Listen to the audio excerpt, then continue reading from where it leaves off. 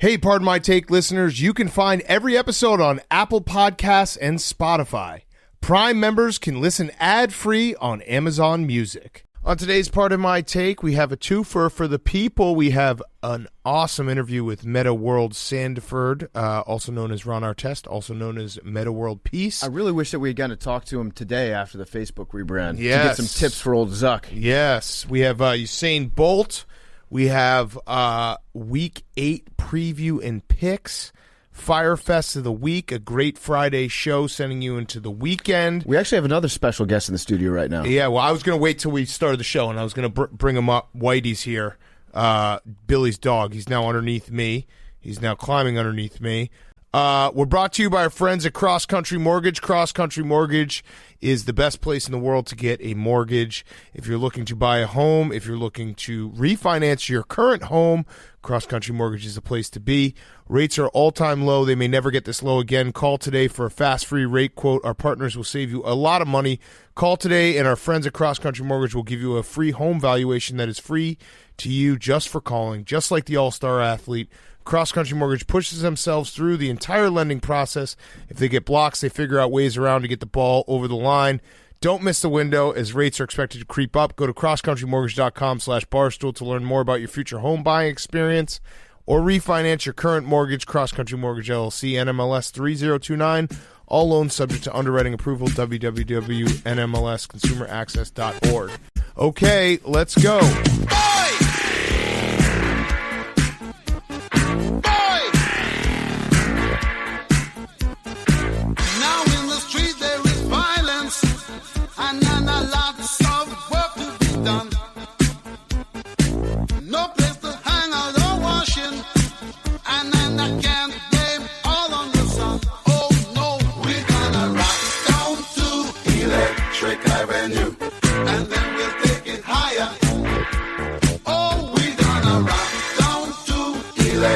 It's Pardon My Take, presented by Barstool Sports.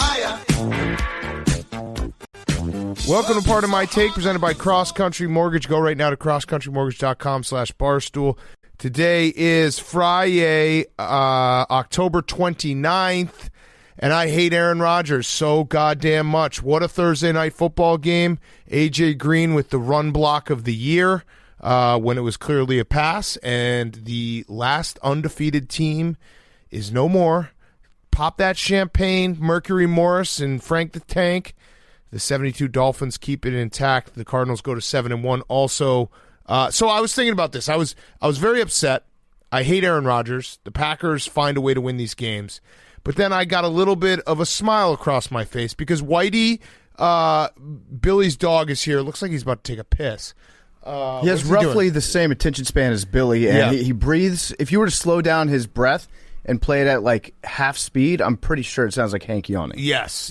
So, but here's the thing. I'm mad because I hate the Packers, and that was whatever. That game was bullshit the way it ended. I was laughing though because while Whitey was running around the hallways, Hank was on his skateboard, and I just heard Billy scream to Hank, "Yo, Hank! Whitey might actually be able to skateboard."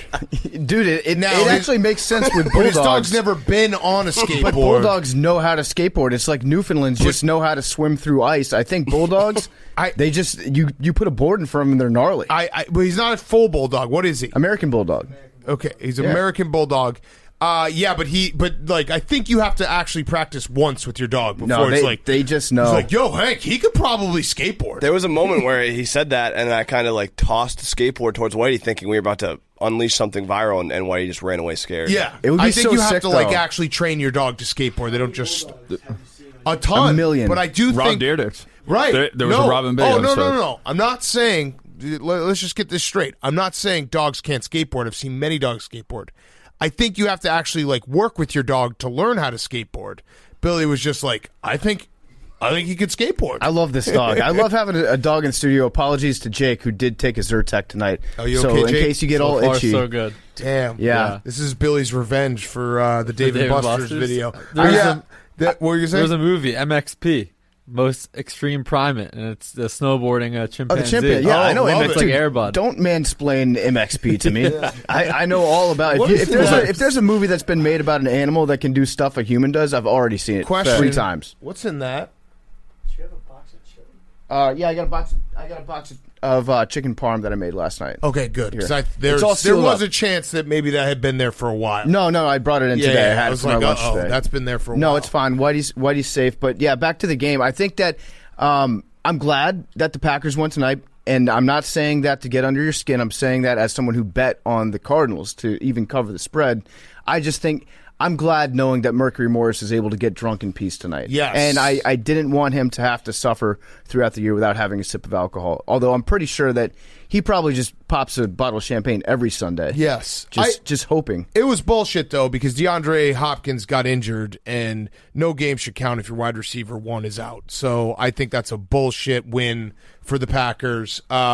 He did have the best play of the night, though. Yeah, he DeAndre did. Hopkins, he did something I've never seen on a football field before, which is a wide receiver continuing to run a route as the ball's in the air. He faked going for the back shoulder catch with both his body and his hands, and it worked like a charm. It was incredible. He happened to just stiff-arm the wide receiver and get his face mask and dragged him into the end zone with him, which is one of those plays where it was cool enough that it just should have counted. Yeah, but it was a very good performance for the Packers. They obviously were missing some guys, and they found a way.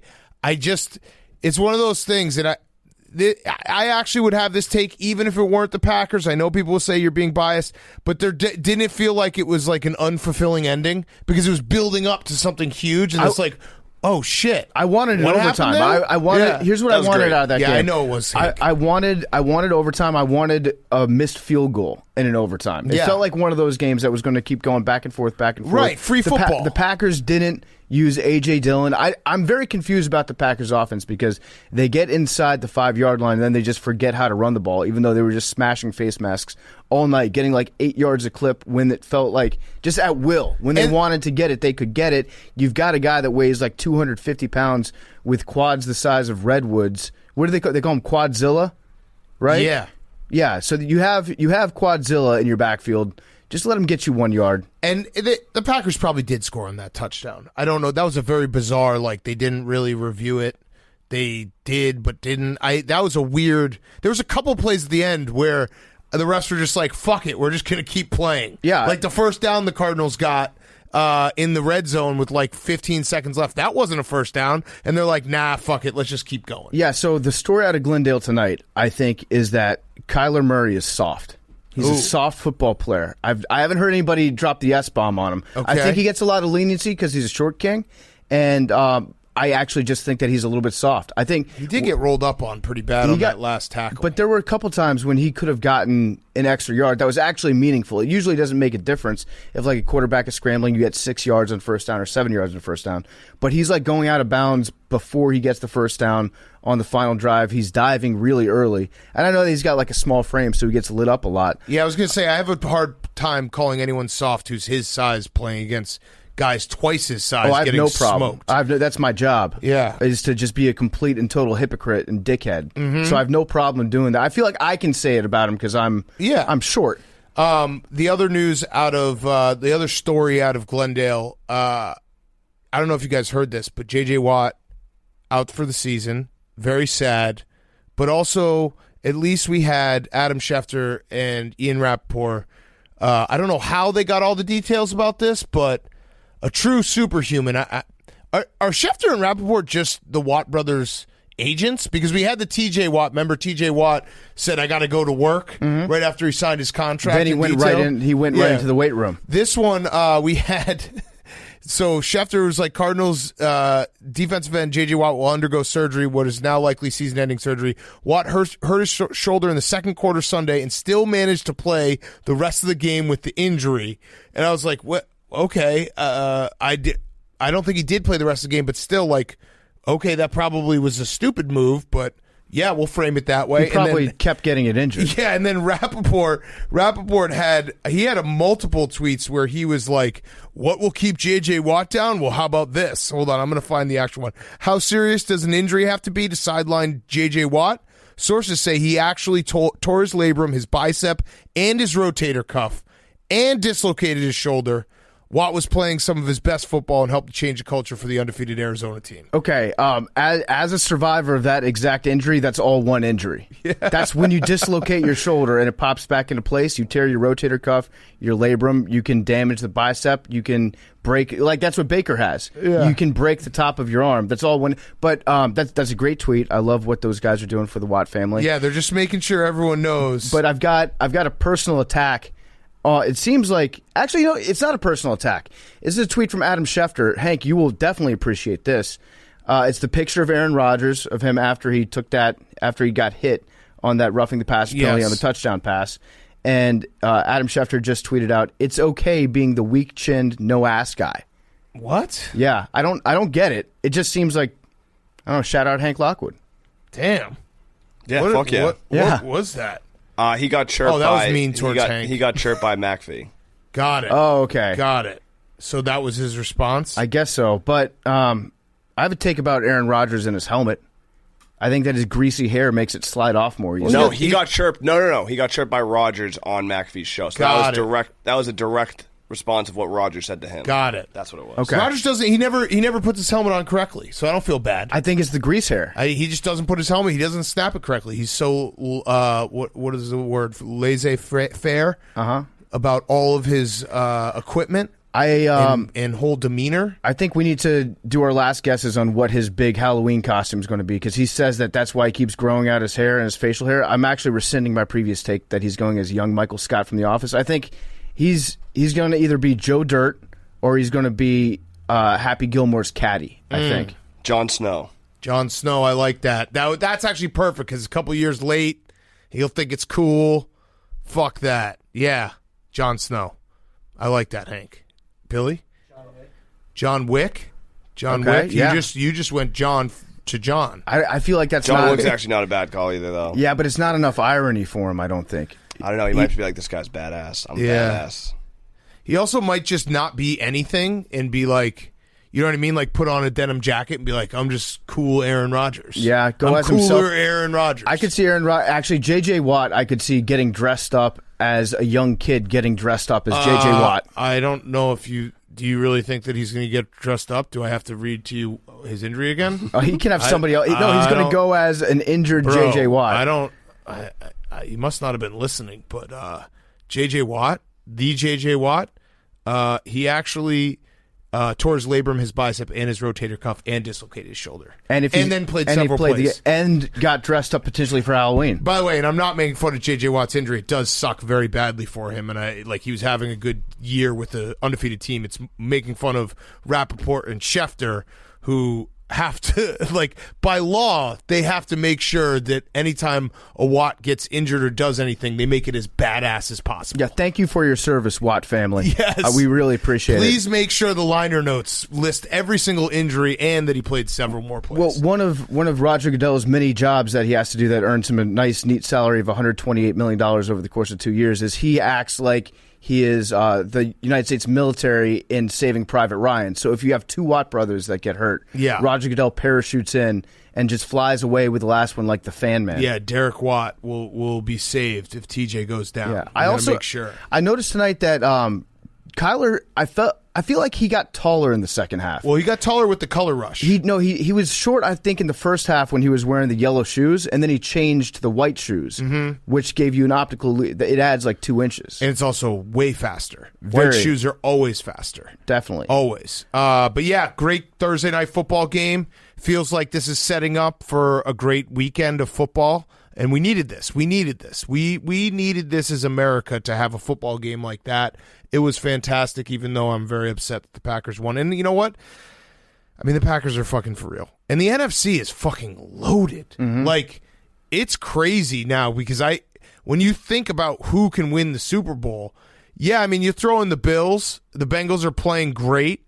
The Raiders are playing well. The Ravens. But, all those teams, you're looking at them and you're like, but I think you feel pretty solid about the Packers, the Bucks, the Rams, and the Cardinals, and the Cowboys. Cowboys too. Those are 5 really fucking good teams, all in the NFC. I also think that the Seahawks obviously aren't going to be a factor in it when it gets down to it. But if Russell Wilson hadn't gotten injured, I would say that the Seahawks are in the mix to they're a make some noise team. they could get in the playoffs and win a game. I think Russell Wilson will come back and they'll ruin someone's season. They will spoil. not make the playoffs. No, not with Geno Smith. Not with Geno, but with Russ, they definitely will. And it'll be in game Somebody's shape. going to get really pissed off about having to go to Seattle at the end of December. They'll be in game shape because he's been doing those practices that keep getting spied on by the national television cameras. I also think that tonight we got our first real dose of is Thursday Night Football bad for the NFL. There were a lot of injuries tonight. They played that slow Fox injury music on repeat tonight.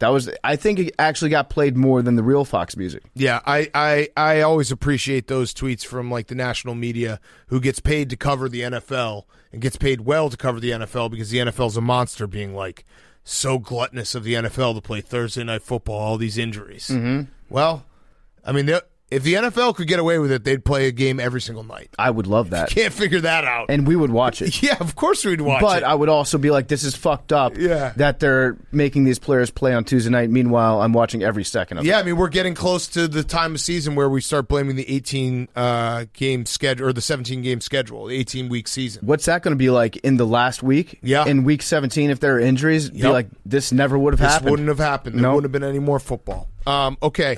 We'll get to some more stuff. First, we got a word from our sponsor. Quick word from our friends at HelloFresh. Fall can be hectic, but HelloFresh recipes save time you'd otherwise spend on meal prepping, grocery shopping, and shopping, so you can focus on getting back into a new routine and spending quality time with the family. HelloFresh offers 50 menu and market items to choose from every week, including vegetarian, calorie-smart, gourmet options, providing plenty of variety. I cooked. It was some type of chicken with rice that was absolutely delicious. I felt good cooking it. I felt even better eating it.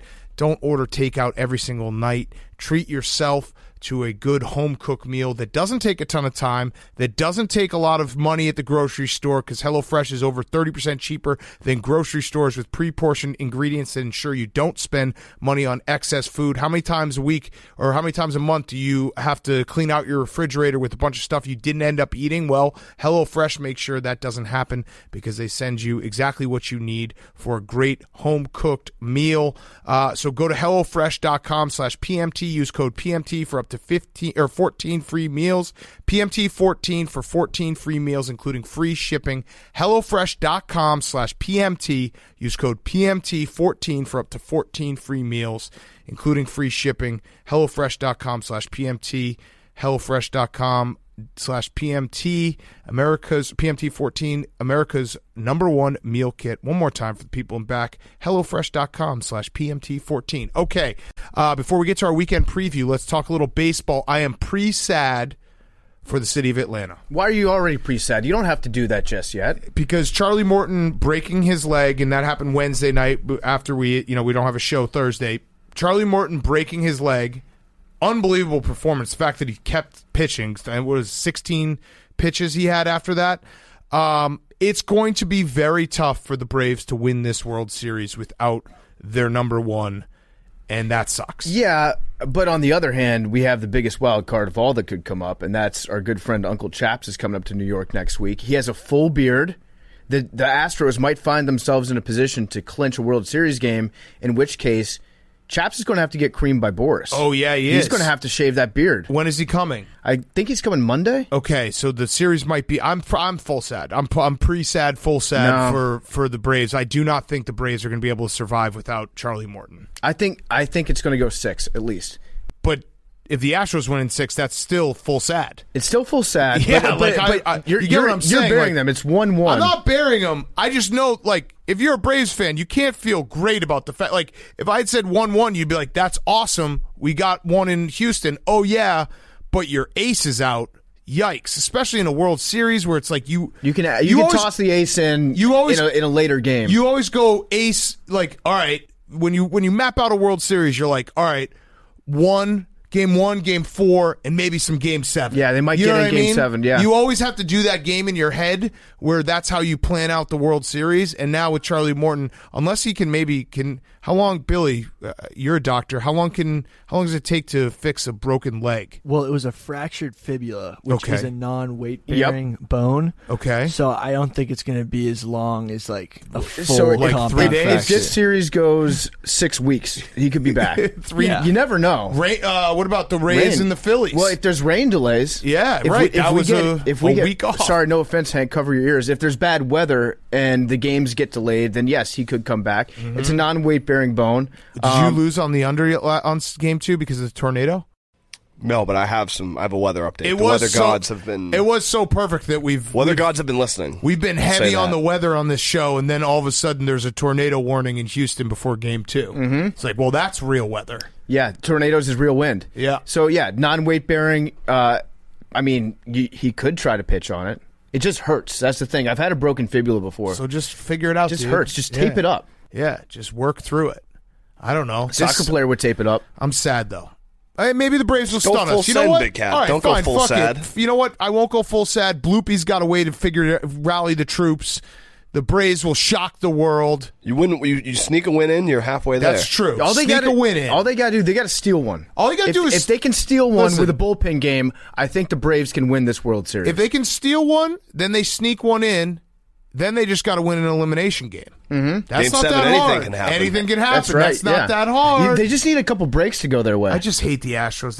They're so good. They are just so good. I don't know. It's illegal. It is. Literally. It's illegal how good they are. It does seem like it shouldn't be physically possible for Jose Altuve to go yard. It always looks so weird, like he's one of those little kids in backyard baseball up to bat, and then he crushes the ball 380 feet. Pablo Sanchez. Yeah, he's Pablo Sanchez. It's unfortunate. It's like it's almost I get what you're saying, but I also every time I watch him hit a home run, I'm like, it does make sense because he's like so compact, and it's like he attacks the ball. His whole body like throw it at the Dustin Pedroia. Yeah, similar. Where it's like everything that you throw to Altuve is like chest high because he doesn't have a strike zone. Yeah. So he just basically jumps at the ball and it goes out. He knows where the ball is going to be because it's such a small amount of space, such a small amount of airspace that the ball has to hit for it to be a strike. There was at one point an actual little person or dwarf who was in Major League Baseball. And he wore number like 1/8. 1/8, yeah. It was a fraction number. And then the commissioner of baseball said, we can't have any more little people because their strike zone are too small. Eddie?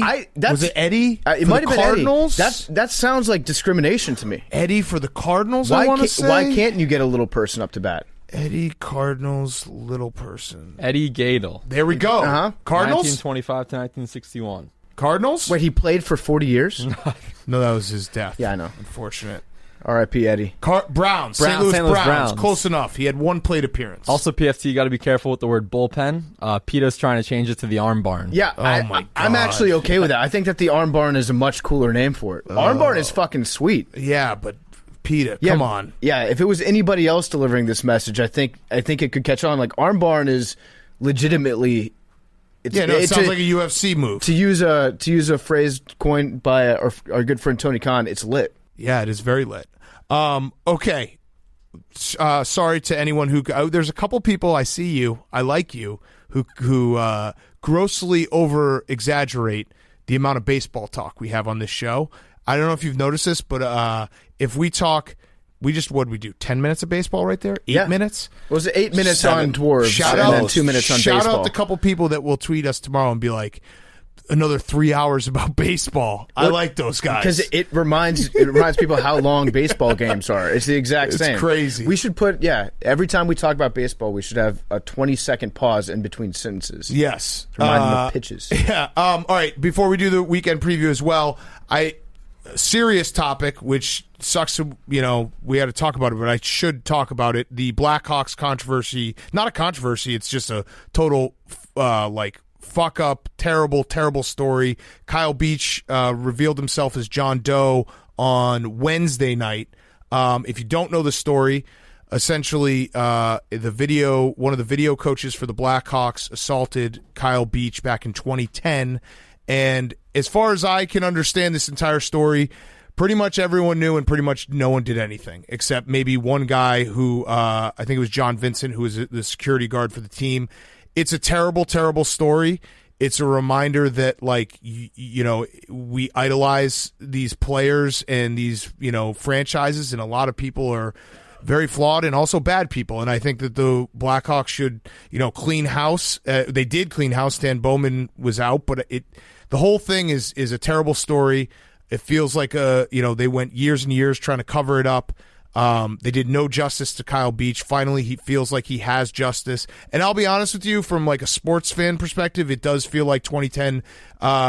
It feels lesser than, because it's terrible that everyone looked the other way on a real human issue instead of addressing it and getting justice. And the whole story is really, really messed up, because then the coach then went to a high school in Michigan and assaulted another kid. Just a reminder that, like, sports are not everything. Like, when real things happen and real bad people do stuff, speaking up is very important. So I read this report and I was very confused why this person wasn't in prison already. Why really in the world, like, after reporting it, it just got like bottled up and nobody discussed it, and no charges were pressed against the guy, and then he ends up, you're right, he ends up going to a high school and repeating this exact behavior.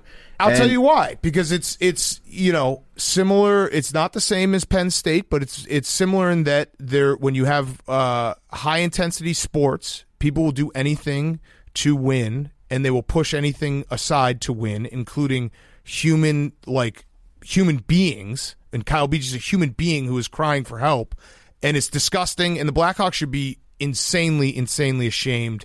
And like, that's not something that you can, talk away. I know they had a tweet last night that was just so tone deaf again. It's a total embarrassment. I'm happy that Kyle Beach, it seems like he finally feels like he's getting justice, but man, is a bad story. So I don't know what the NHL is going to do about it, but I do know it always feels like a little weird and uncomfortable and just a little bit off when something like this happens, and then the league's response is like, well, we're going to punish your hockey team. Like, we're going to take away draft picks or whatever. Like, there should be actual criminal repercussions for this. Forget about what happens on the ice. Like, I don't want to hear about like them losing money towards a salary. I want to hear about somebody being actually punished for this. And it's hard when it's 10 years ago and people are saying, different recollection of things. The approach I always take in these situations is everyone knew. Like, everyone knew. That's just, if you've been in a locker room, if you've been in a work, community, if you've worked closely with people, those things you can't be like, oh, I had no idea. There were absolutely whispers. Everyone knew, and everyone should feel blame and be held accountable for it, and it shouldn't be a situation where it's like, well, he might not have known, he might not. No. Everyone, I'm going to assume everyone knew, and people should be insanely ashamed. And like you said, I don't know what the criminal status of all of this is, but people should feel terrible because they look the other way of something that they should have addressed immediately. Yep, agreed. Yeah. All right, so we had to address that. I did appreciate that one guy last night. So last night I was watching Cars with my son, and I was kind of off Twitter, and I hopped on to just ask a question that I've been wondering about how the Cars might date each other. And this one guy was like, how could you tweet something like this when there's new information coming out about the Blackhawks? And I was like, you can't be serious, dude. That to me just tells me that it's actually, that person has the sick brain. Yes. That person is disgusting. Yes. He did the whole block everyone, like change his Twitter, do everything when he realized how ridiculous of a leap that was. Yeah, no, that's that in that person's mind, asking how cars fuck each other is analogous to sexual assault. And as always, we talk about it many times on Twitter, but it does always tickle me when the Read the Room crowd comes out and it's like, you have seen this story that's very serious, and your response is to go then police other people's tweets. And the answer to that question is the convertibles just take their top off. How do cars fuck in the movie Cars? Yeah. They're all horny and some are clearly in relationships, but how do they have sex? Dude, they have tailpipes. In Cars 1... I've thought about this many times. But, all right, so in Cars 1... Is there like... In Cars 1... Do they have kids? We don't know how the cars are invented, but there are kid cars. But in Cars 1... Lightning McQueen and the Porsche, like, he sees the Porsche has a tramp stamp, and he's like, oh, I didn't know you get down like that. And they go on a date and all that stuff. And it's like, how does this What do they do? Well, here's the deal, kids. Some of the cars are automatics, and the others have stick shifts. And when they love each other very much, you can drive on top of another car. I also like the one guy who's like, someday your kids are going to read these tweets. I'm like, someday my kids are going to fucking watch all my videos, and I hope that they have a good sense of humor, and I raise them correctly to know that life's not too serious, and piss your pants if you want to. At that point in the world, cars might actually be having sex with each other. Yeah. That's the next step for Elon Musk. I really need Cars 4 to come out, though, because I've watched Cars 1, 2, and 3 a billion times. A billion times. That's all I do. Rank them. Actually, I think I'm starting to like. Actually, I'll save it for our fantasy because I actually have it in my fantasy fathers, which we'll get to in a minute. But again, I am a father, so I don't really know how to do that. Fantasy fathers. I'm just gonna be myself. That works. Yeah, yeah. Like I'm a fuck boy. You're a fuck boy. I'm a fuck boy. All right, let's do our weekend preview. Enough serious stuff. What are the standings? Hank in first at 16-11-1. PFT in the hot seat at 16-12. Oh, Big boy. Cat 15-13. Billy, tip of the cap, 14-14. Damn, It's working. But he said he's quitting that. So he said he's quitting, No, right? why would you quit He's that? quitting, but he's trying to reverse it this week. Why would you do that? You're killing it. Well, I'm at a perfect 50-50 how I planned. So I decided, you know what? Maybe I'm just going to try to go win it all. 4-0? You're going 4-0 this week? I think I'm going to try this week. Whoa. I think I'm going to go. He has, to Billy's credit, he's always said, I'm going to go 2-2 every single week so that I can finish right in the middle and not have to drive to L.A. You are 14-14. You deserve all the credit in the world. Thank you. So now 4-0 It's a long this week. season, though. That's I don't know the why thing. you'd Like, switch it up. Why are your you formula doing? is perfect right now. Billy, you can't get any better with what you've been trying to do and the outcome that you've achieved. Billy. So what is your goal for trying to switch it up? I want to prove that I can pick winners. No, but you have proved. But you don't want to win. That's what's so very confusing to me. You don't want to win this. You have proved it, too. You've proved that you know the outcomes of these games by going 14-14. Right, but I'm going to be honest. The road trip kind of sounds fun. So you're going to try to leapfrog and get into second place. I'm going to try to finish in second. All right, so you're going 4-0 this week. I'm going to try to. Nah, you need to. I'm going to try to go over 50% this All right, week. okay, there it is. All right, let's get to our picks. And then. Liam and I actually- 13-15. At the bottom? Yes. All right, rock, paper, scissors, shoot. Rock, paper, scissors, shoot. Liam and PFT. Okay. Yeah. I can. The I whole can roll group is with Liam. separated by 3.5 games. It's very Damn. tight. Yeah. Very tight. Yeah, so- Jake won, so you're last. Bubba, you're in last place. This will confuse us all It's the going way to be through very week confusing 18. if Billy actually ends up going on this trip and finishes in second place because he's going to love being on the trip, and chances are whoever's in last place is absolutely going to hate being on the trip with Billy, KMS. making the trip even can't say more that. insane. I would hate to be stuck on a road trip. I was actually talking with about Billy the in Kirk a good Minahan move. show. So. Suey Bird. Yeah, that's fine. I can say that. I like that podcast, but also KMS if I have to go with Billy. Donham come Suey. I think I would have fun with Billy. I think we'd all have fun with Billy. For a day. For a day, Yeah, for a day. For one day. All right, let's do picks. Hank, why don't you lead us off? Your favorite. Hank is strong. Bengals. Okay, I'm with you. Minus Bengals 11 minus against the 11. Jets. Okay. Again, You're not a... I'm not a favorites guy. Yep. I don't like any of these. Yep. It is a... It feels so like I a just dog. basically went with it does. It definitely does. It definitely feels like the Jets might fuck around and win this game. But I just have to go off the fact that they look so god-awfully bad. And Mike White. And Mike White is starting. As much as I love him, respect him, Boca Raton Bowl legend, I don't think it's his fault that the organization is a complete shit show, and they're going to let him down, and they're going to get smoked. I don't think that know. we- Feels like a letdown. we never This named could be an- a Billy pick that it's going to be a loser. We never named an MVP of the Boca Raton Bowl, right? We can He got do the that. trophy. We can He do got that the right trophy. now. Yeah, he was the MVP. MVP. I mean, with the winner of the Winning quarterback winning of quarterback. the winning team. Yeah, So it goes. So you got I did some numbers on this because they also signed Flacco. Yes, So who's not going to be I was suited. wondering he's not going to be suited. I thought he couldn't join the team till Friday because of COVID protocols. There's something with that. Look Flacco's it up, going to be in Jake. street clothes. I don't know. I'm pretty sure that there's something with COVID protocols that either he's going to just make it but not have enough time to get up to speed. So this is weird because I looked up Flacco's record against the Bengals. You would think that at the time that he was a quarterback of the Ravens, the Bengals weren't very good, that he probably had a pretty decent career. No, he actually has a losing record against the Bengals, and I think he's thrown like 20 touchdowns and like 28 interceptions. No love just lost. Personal not great. reasons. Personal reasons. So that's just he just has He's having another he has kid. to This is move. what's going on. Yeah, He just doesn't want to move. Yeah.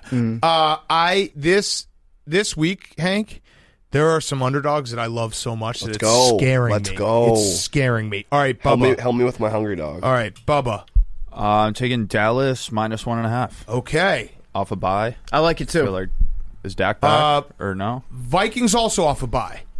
Yeah, but they stink. It means Okay. it means more. Yeah, it means more. But it's hard to do the off a bye when the other team is also off a bye. Kirk Cousins off a bye in prime time is like double prime time.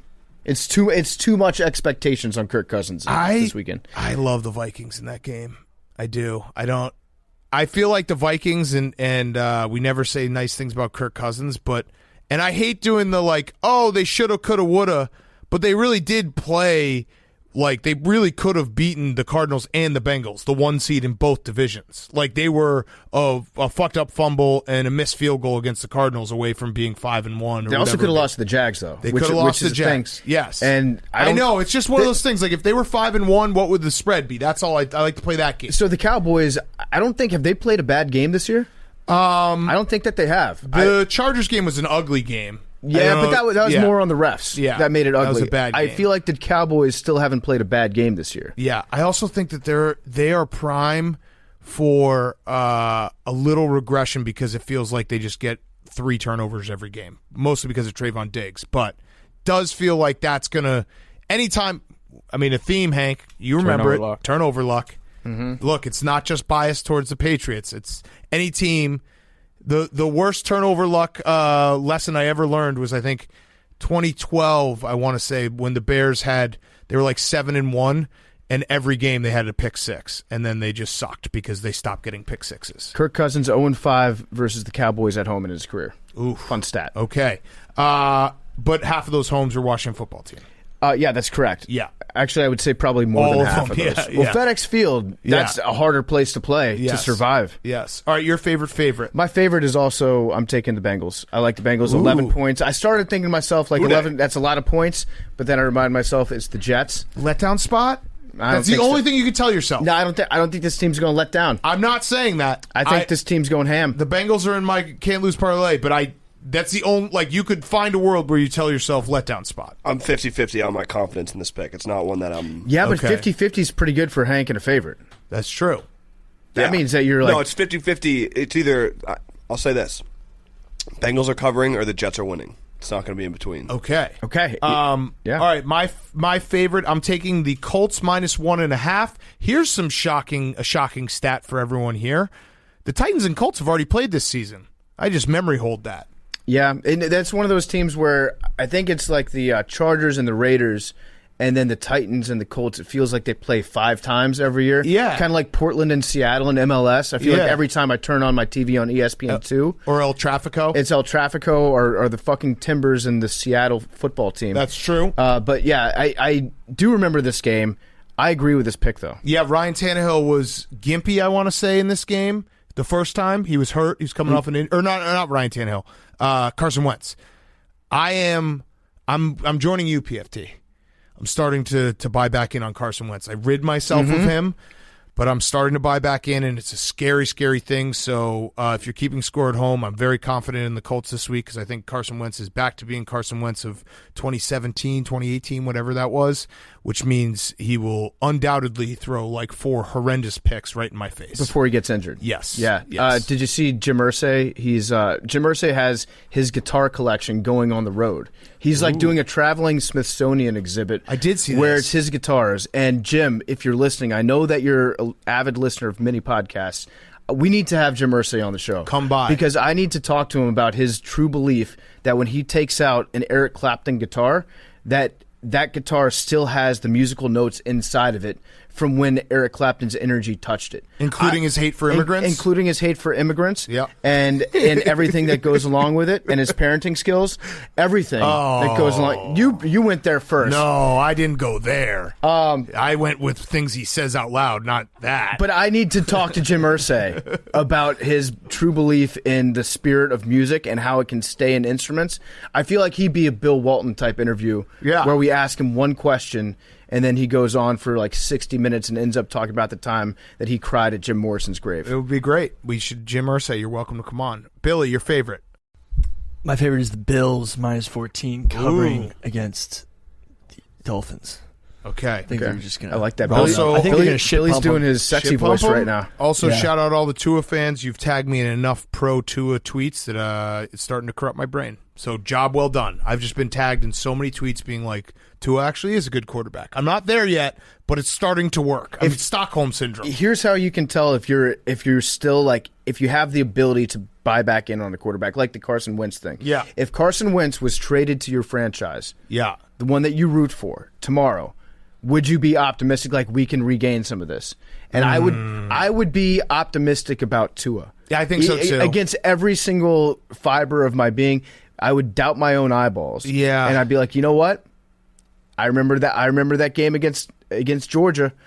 I remember that one pass. It's just, I mean, I'm sure you've had this happen where if you have a take and everyone, and there's a very fervent little niche audience that disagrees with it, and they start tagging you in everything. Like I've watched Tua's second interception probably 35 times now with people saying it wasn't his fault, and it's working. They are corrupting my brain. So keep it up, and eventually I'll probably just flip it and be like, you know what, Tua's good because you've provided me with enough stats that I can go around and debate anyone about Tua. I love the guys out there that have the all-22 access, and then they wait till Wednesday, and they show you why everything that you thought earlier in the week was wrong. And they gaslight us. That's what they do. It's cheating. When they put the stuff out, well, it's not always cheating because I still think that I'm right sometimes. And they'll be like, no, this was actually the fault of the wide receiver. And I feel like I'm watching a different play entirely than what they've seen. And they're gaslighting America. We should actually start a Twitter account. I don't know. These guys have enough on Billy has enough on his plate already. Yeah, he's got a ton. To just like put out completely wrong football information after the all-22 comes out. If you narrate an all-22, you can spin it any which way you want. You can be like, look, the guard actually was supposed to block here, so it's not the quarterback's fault. Right, you can be like, well, we don't know. This was supposed to be a curl route that the wide receiver route ran. He stopped his route a yard early. And that's why Tua overthrew him by 25 yards and got it picked off. No, that second interception, it wasn't his fault. I've been gaslit to that. Yeah, see, that's what I'm talking about. Like, we know what we saw.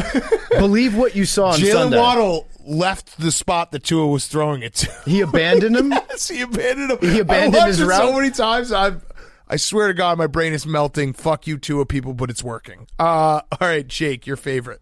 I'm going with the Falcons -3 against the Panthers. I think the Panthers will out-Falcon the Falcons against the Falcons. Okay. Well, Sam Darnold is, he's got to be. This has got to be it. Like, if he has another terrible game, I don't know what they do.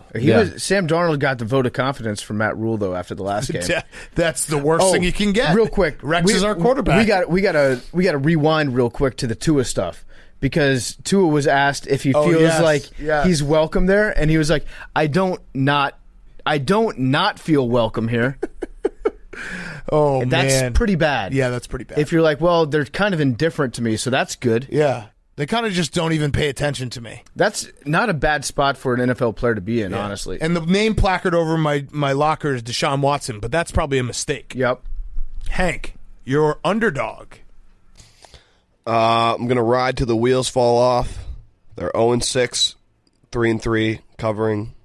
Okay. The Detroit Lions. Yes. All right. Are you plus 3.5? Now, against the Philadelphia Eagles? Are you a little worried? No.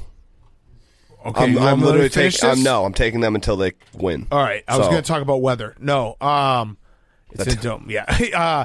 Are you a little worried that Nick Sirianni has now graduated from looking himself in the mirror to using weird analogies that make you just feel worse about his football team? He said they're emphasizing growth under the soil. Said he's using a picture of a flower to explain to his young players that there's a process going on, even in tough times. Everyone in the building is fertilizer and water to make the roots blossom into a flower. Actually, now that I've read that out loud, Where did this guy come from? No one knows. I think he probably showed up That's a great question. He spent like 6 months probably coaching high school football in Ohio, and like he went to a MAC school. Yeah, Joe Gettleman saw him and was like, you know what, I want to hire this guy. Frank Reich had him hold a headset for a year with the Colts. Yeah. I actually Gettleman. I'm on your side now because Dan Campbell's going up literally against a flower. Yeah, and he's That's going to be like, fucking- he'll eat it. Yeah. He'll just walk up and be He'll like, stop see this it. flower? No, Dan Campbell he does not eat plants. That's True. the thing. He No, will but like poison it like Harvey Updike. If someone said this flower is Nick Sirianni, he would walk up to it and like pull it out of the ground and then just Yes. bite it off. Yeah. Now, what about this quote from Nick Sirianni? He said, the Eagles are going to be doubling down on dog mentality.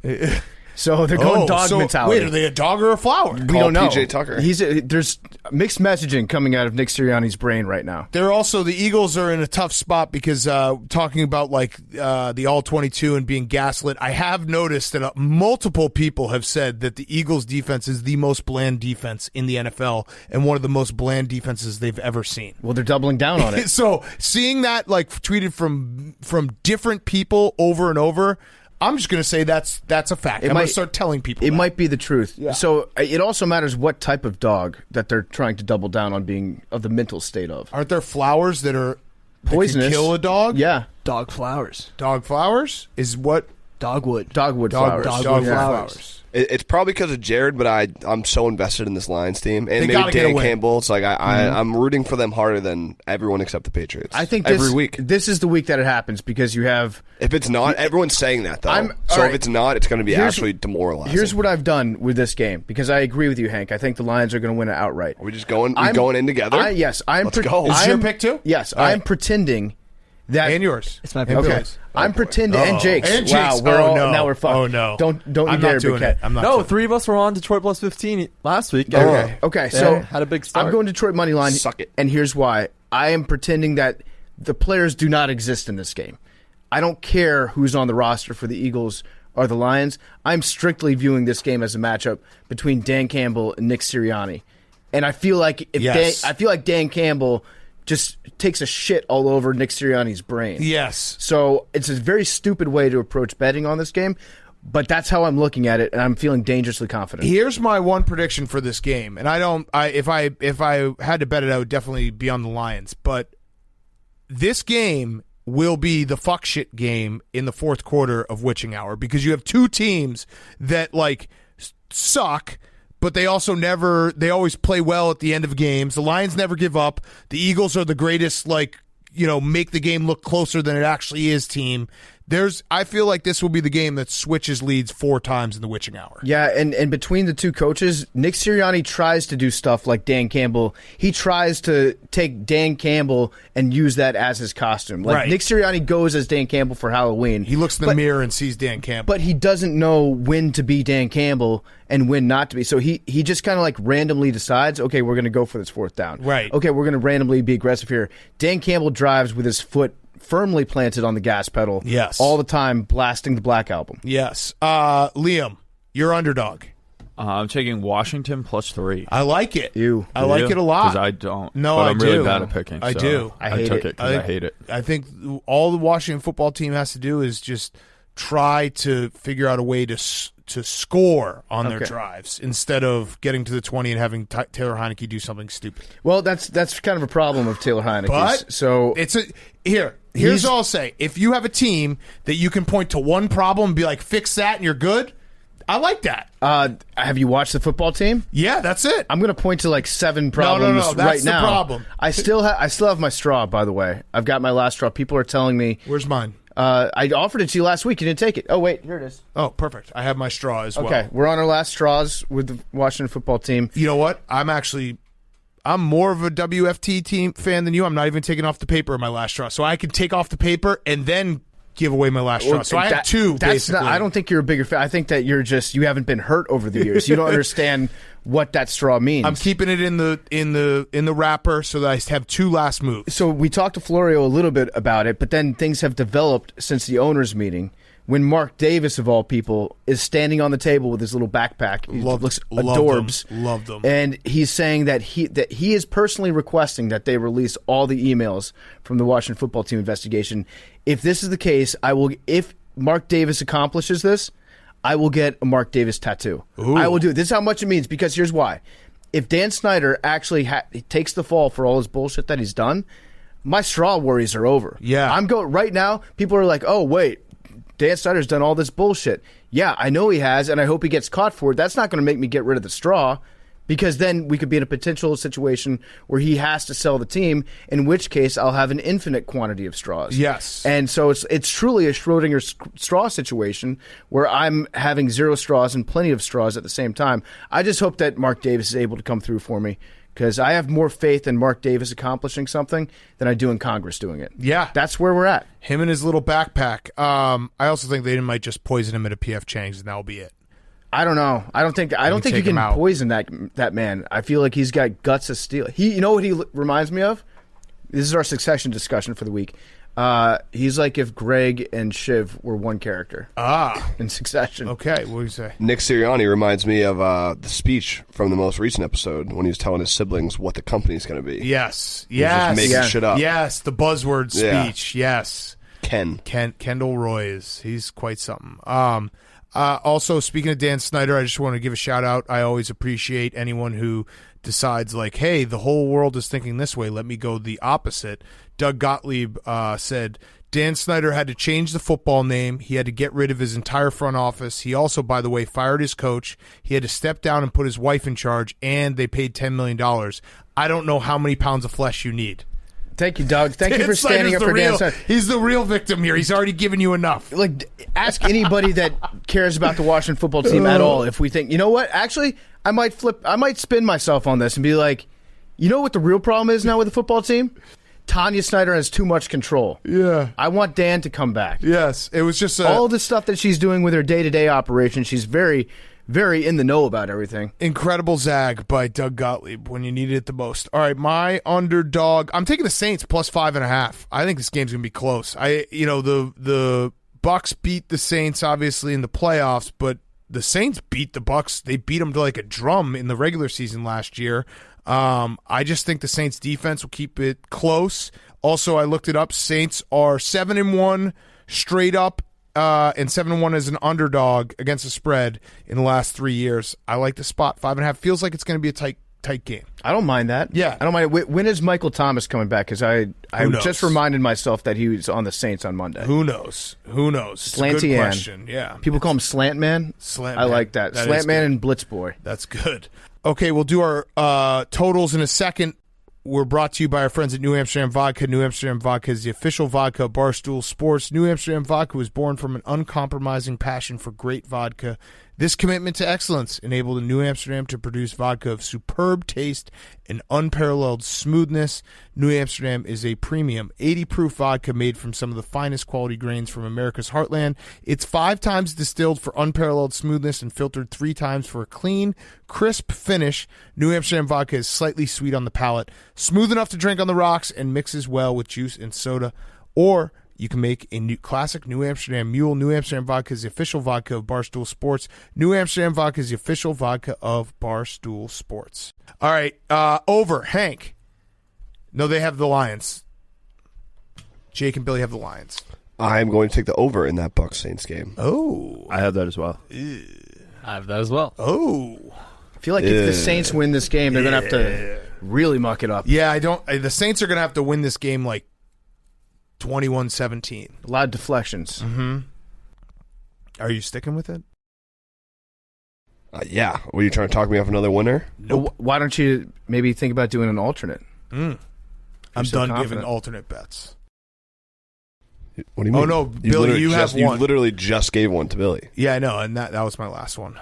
Billy, you get to pick your alternate bet, your total this week. Okay. Over 65? Oh, of that game? Yeah. All right, if it goes over 65, I'll give you some shoes. God damn it. All right, PFT, you're over. My over Steelers Browns. Ooh. 42. That's my under. Mike Tomlin's not fucking leaving. Never say never, but never. So he's got the boys rallying to him.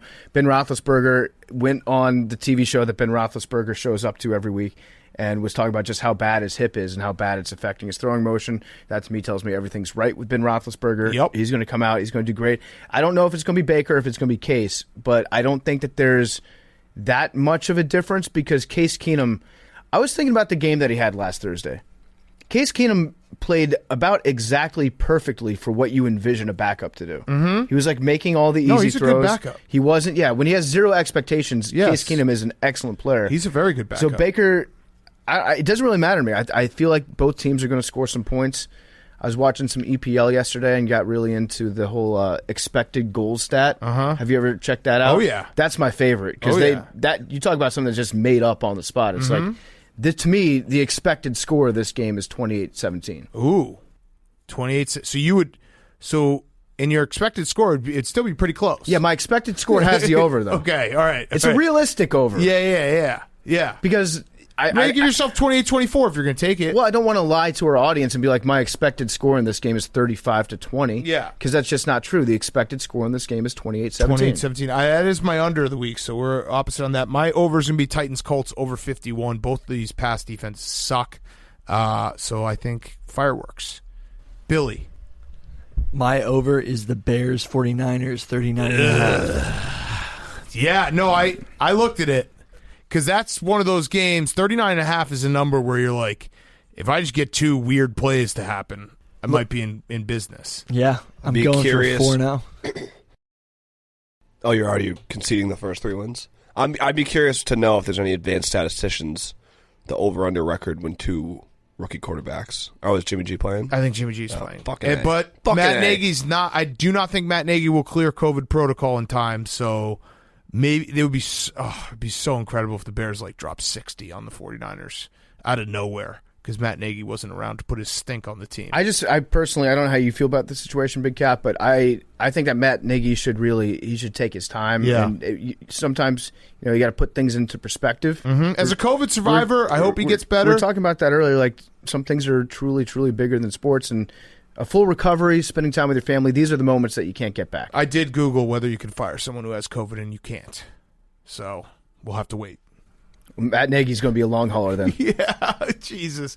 All right, over in that game. Okay, that game, I'm thank God that game's at 1 o'clock, and it can just waste away somewhere out of everyone's mind. I'm predicting that game's going to be the one that Red Zone forgot. I hope so. Yes, I hope so too. I'm as low as possible. In advance, can we not have the sound on that game? Yeah, we don't have to have the sound on that game. All right, Jake. No. Also New Orleans, Tampa. That's right. Hank. Also under in Browns Steelers. Okay, let's go, Hank. Liam. I have under 49 in New England, L.A. Chargers. Ooh. How are you feeling about this game, Hank? I'm nervous. This is either Super Bowl 7's on or tank. That's I don't all know. it takes. I really don't know. If you win this game, it's like we're back. If we win this game, we're basically undefeated. The Patriots are the weirdest team because they have the best losses in the league. Mm-hmm. Like they have the best losses in the league. 2-point loss to the Bucks and an overtime loss to the Cowboys. They also their 3 wins are the Jets and the Texans. You play who you play, Big Cat. You keep saying that. What do you want the Patriots to do? I'm saying, what do you want them to do? They have incredible losses. Like you can look. The Patriots. They go out there and line up against the other team. The Patriots are a true glass half full, glass half empty team, where it's just whatever angle you're looking at them, you can sell yourself on what they are. Wouldn't you say? Yeah. You can really look at it and be like, they're right there, and then you can also remind yourself they've already played the Jets twice. This game will shape the rest of my season. We need to look I'm either up. going to be like aggressively, aggressive that they're going to win and make the playoffs. Bring the vest back out? No, it's playoff only. Come on. Come on. Big Cat. We need to do some research on Bill Belichick versus rookie head coaches. Ooh. And see if it lines up with Bill Belichick versus rookie quarterbacks. Patriots, Saints, Lions. I think that's going to be the hungry dog. I like it. I actually like it a lot. Do you feel concerned tossing the Patriots into your hungry dog parlay all the time? I think it's the first time. Is it? You've just been betting a lot on Boston sports teams recently. Well, yeah. I've noticed that, yeah. I just don't want your think? personal bias to cloud You the think? hungry dog parlay. I like that hungry dog parlay, Hank. The Patriots are hungry as fuck this weekend. They are hungry. All right, Unbiased opinion. you're under PFT. My under is going to be Jags Seahawks, 43.5. Also a game that I think we're going to kind of low-key forget happens. Yes, this is going to be a stinker of a game. It's a Jason Myers revenge game. The Yes. kicker for the Seahawks. Huge. Jason Myers, I was reminded of a hilarious quote that he had last year when he missed a couple field goals in the game. And a reporter was like, what does it feel like to miss kicks? And he goes, it feels great, dude. It's fucking awesome, man. I love that. I love that shit. So this is also going to be like DK is going to be hungry this weekend. He's had a rough week. He has. He got dragged through the mud. He did. Through no fault of his own. Like a man can't even have a foursome in America anymore without the PC media crawling up his butthole about it. Did your ears perk up when you found out there was no security at his house? No, why? No, why? I don't know, in case you want to like take him out or something. I don't want to ever take DK out. DK and I have a friendly rivalry, Hank. And I think like, it's times like these where I will stand up for another man's right to have sex with 3 women. I couldn't even finish the video. Was so long. She was just fucking get to the point. Braveheart. Yeah, get to the point. Well, Post a screenshot. First of all, allegedly he had sex with 3 women at once. I don't even want to say that it's true. I mean, he pretty much tweeted that it was true. Yeah. Whatever. He's 23, single. Exactly. I don't understand the mentality of the woman that put him on blast being like, I can't believe this NFL player didn't make me sign an NDA before he fucked me and my 2 friends. Yeah. It's like, wait, that's where we're at now? Billy's very confused. I don't think it actually happened. No, it didn't. It didn't. They never actually did it. Oh, they didn't have No, sex. she said that she was basically driving to his house. He said, it's too late, go home. Then, like, a half hour later, he hit her up and been like, actually, I'm at the bar. I'm trying to have a foursome. Why don't you come back? I got 2 other girls. Okay, so and she was like, fuck that. I'm not going. All right, at the very least, sounds like he had a threesome. Possibly. Good for him. Possible threesome, yes. Memes was reminding me earlier about Le'Veon Bell had a threesome one time, and then he called the cops right afterwards, and he had to file a police report being like, hey, these 2 girls that I slept with stole $500,000 worth of jewelry. Yes, so DK they dodged love a me bullet. for me, yeah. Yeah, this game's going to be weird. We really need the Patriots, Chargers, and the Bucs Saints to be good because the other afternoon games have chances of being stinkers. Billy, you're under. My under is the Cowboys Vikings at 54.5. Okay. Are you taking an alternate under? Not For shoes. yet. I didn't like this week's slate for the ultimate. Okay, you can wait. That's fine. And then Jake. Also with PFT, Jag Seahawks under 44. Okay. All right. Any games? Wait, you got 44?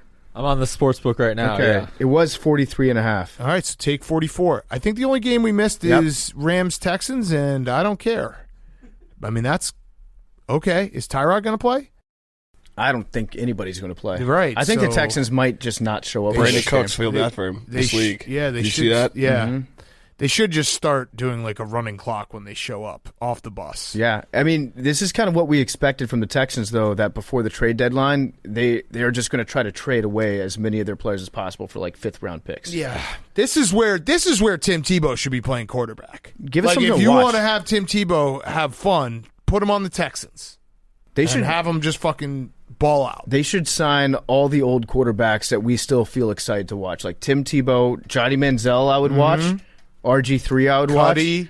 Kyle Orton. Yep. Kaepernick. Get Kaepernick in the mix. People tune in for that. Yeah, have him run just all quarterback offense. Yes. Everyone can handle the ball. If you're not going to be good, at least be fun. Yeah. All right. I think that's it. The only other stat I had was the Bears have 871 net passing yards this year. We're in week 8. That's almost a mile. That's so bad. Like That's so bad. If you think of it just in terms of distance, it sounds not bad. Does Army might have more? Yeah, I think they probably do. Yeah, But because they played that crazy game last week. My absolute favorite is when Army just decides to pass the ball. They must have the highest percentage though of attempted passes to interceptions. Yeah, it's cheating when they pass. So when they pass on non-passing downs, it's cheating. Yes, that's so fucked up when they do that because like it's almost like a gentleman's rule that like, hey, we're not going to pass unless it's 4th and very very long. What were you going to say, Jake? I have 2 half-point differences in 2 of your picks. Okay. New Orleans 5 instead of 5.5. Got it. But you benefit 50.5 instead of 51. Tennessee. Boom. Put them in. Love it. Thank you, Jake. Keeping us honest. Anything else I'm excited for week 8. I think we're gonna have a good week, boys. We're due. I think this podcast is gonna have a good week. I think we're gonna have a good week. I just feel it in the air. And then again, anyone who listens to this on Monday, you're a pervert because you're basically listening for us to get like face fucked and be wrong about everything. I'm still getting messages from people who are like, "Hey, I'm listening to last Friday's episode right now on a Thursday." Yeah, on the following Thursday. Stop podcast shaming. No. They're the sickos meme. That got confused because there are people who, whatever life may come up, you might not listen right away. I'm talking about 3 episodes a week is kind of a lot. It's a lot. Stay on top. What I'm talking, shout out to the people that do. I'm only talking to the people who intentionally go back and try to listen to our terrible takes and terrible picks so that they can laugh about how wrong we are about everything. They're the perverts. You know who you are. You're a pervert. Memes text me earlier, said tomorrow's our 500th episode, and then I asked, and it's our 867th. Okay. Everyone keeps hitting us up about our 500th episode. Yeah, we did our 500 when we first moved into this room. Yeah. 367 episodes And ago. every day, someone's like, "Hey, next week's the 500th episode." It's because I found out. It's because Apple Podcasts only backlogs 500. Oh, so every episode. Every episode's our 500. It's like Ryan Lochte's That's dog. so sick. Turning 8 every year. That's so sick. Big Cat, do you have a parlay that can't lose? I do. It's the Bengals. Okay. It's the just to win. Just to win. It's the Bills. It's the Rams. All to just win. Oh. And then the Steelers plus 7.5. No. 7.5. And then over 48.5 on Sunday Night Football. Thoughts? It just sounds like a lot of different numbers that I have to keep track of in my brain. Well, there's only 3. It's 4 things at 1 o'clock and then a late night thing. I left you a snack. Yeah. It's just something at the end that I left you. The snack always concerns me, though. But the snack is the best part because you can hedge, you can hedge if you want to. But gamble responsibly. 1-800-GAMBLER. Pigskin parlay if you want to gamble for free. Up to $40,000, the jackpot. There we go. Playmarshall.com. Okay, let's do Fantasy Fathers, and let's get to our awesome interviews. We have Metta World Sandiford, also known as Ron Artest, also known as Metta World Peace, and Usain Bolt, Fantasy Fathers. Hello. Hey. I don't know a father voice. My name is Anderson Swishwaffle. Hello, Mr. Swishwaffle. My stardom is fresh lumber. Oh, well, it's a real treat to smell. Some people like to, use heat from a home and oil and waste all that money. I prefer to go into my backyard and chop down a fresh redwood, put it into a bunch of different pieces. Chop down a redwood on your own. Now that's wild stuff. I typically just buy a cord from the neighbor. Heat my house for the whole summer and winter. Where I sit them on my notes pad is blank. I don't know what happened to my notes. Yeah, I'm getting forgetful in my old age, too. So my situm is me. I'm going to sit myself. Have a nice sit. I'm too young to be a father. Sit down. It's just nice to I've hit made the a great lazy boy mistake. Recliner.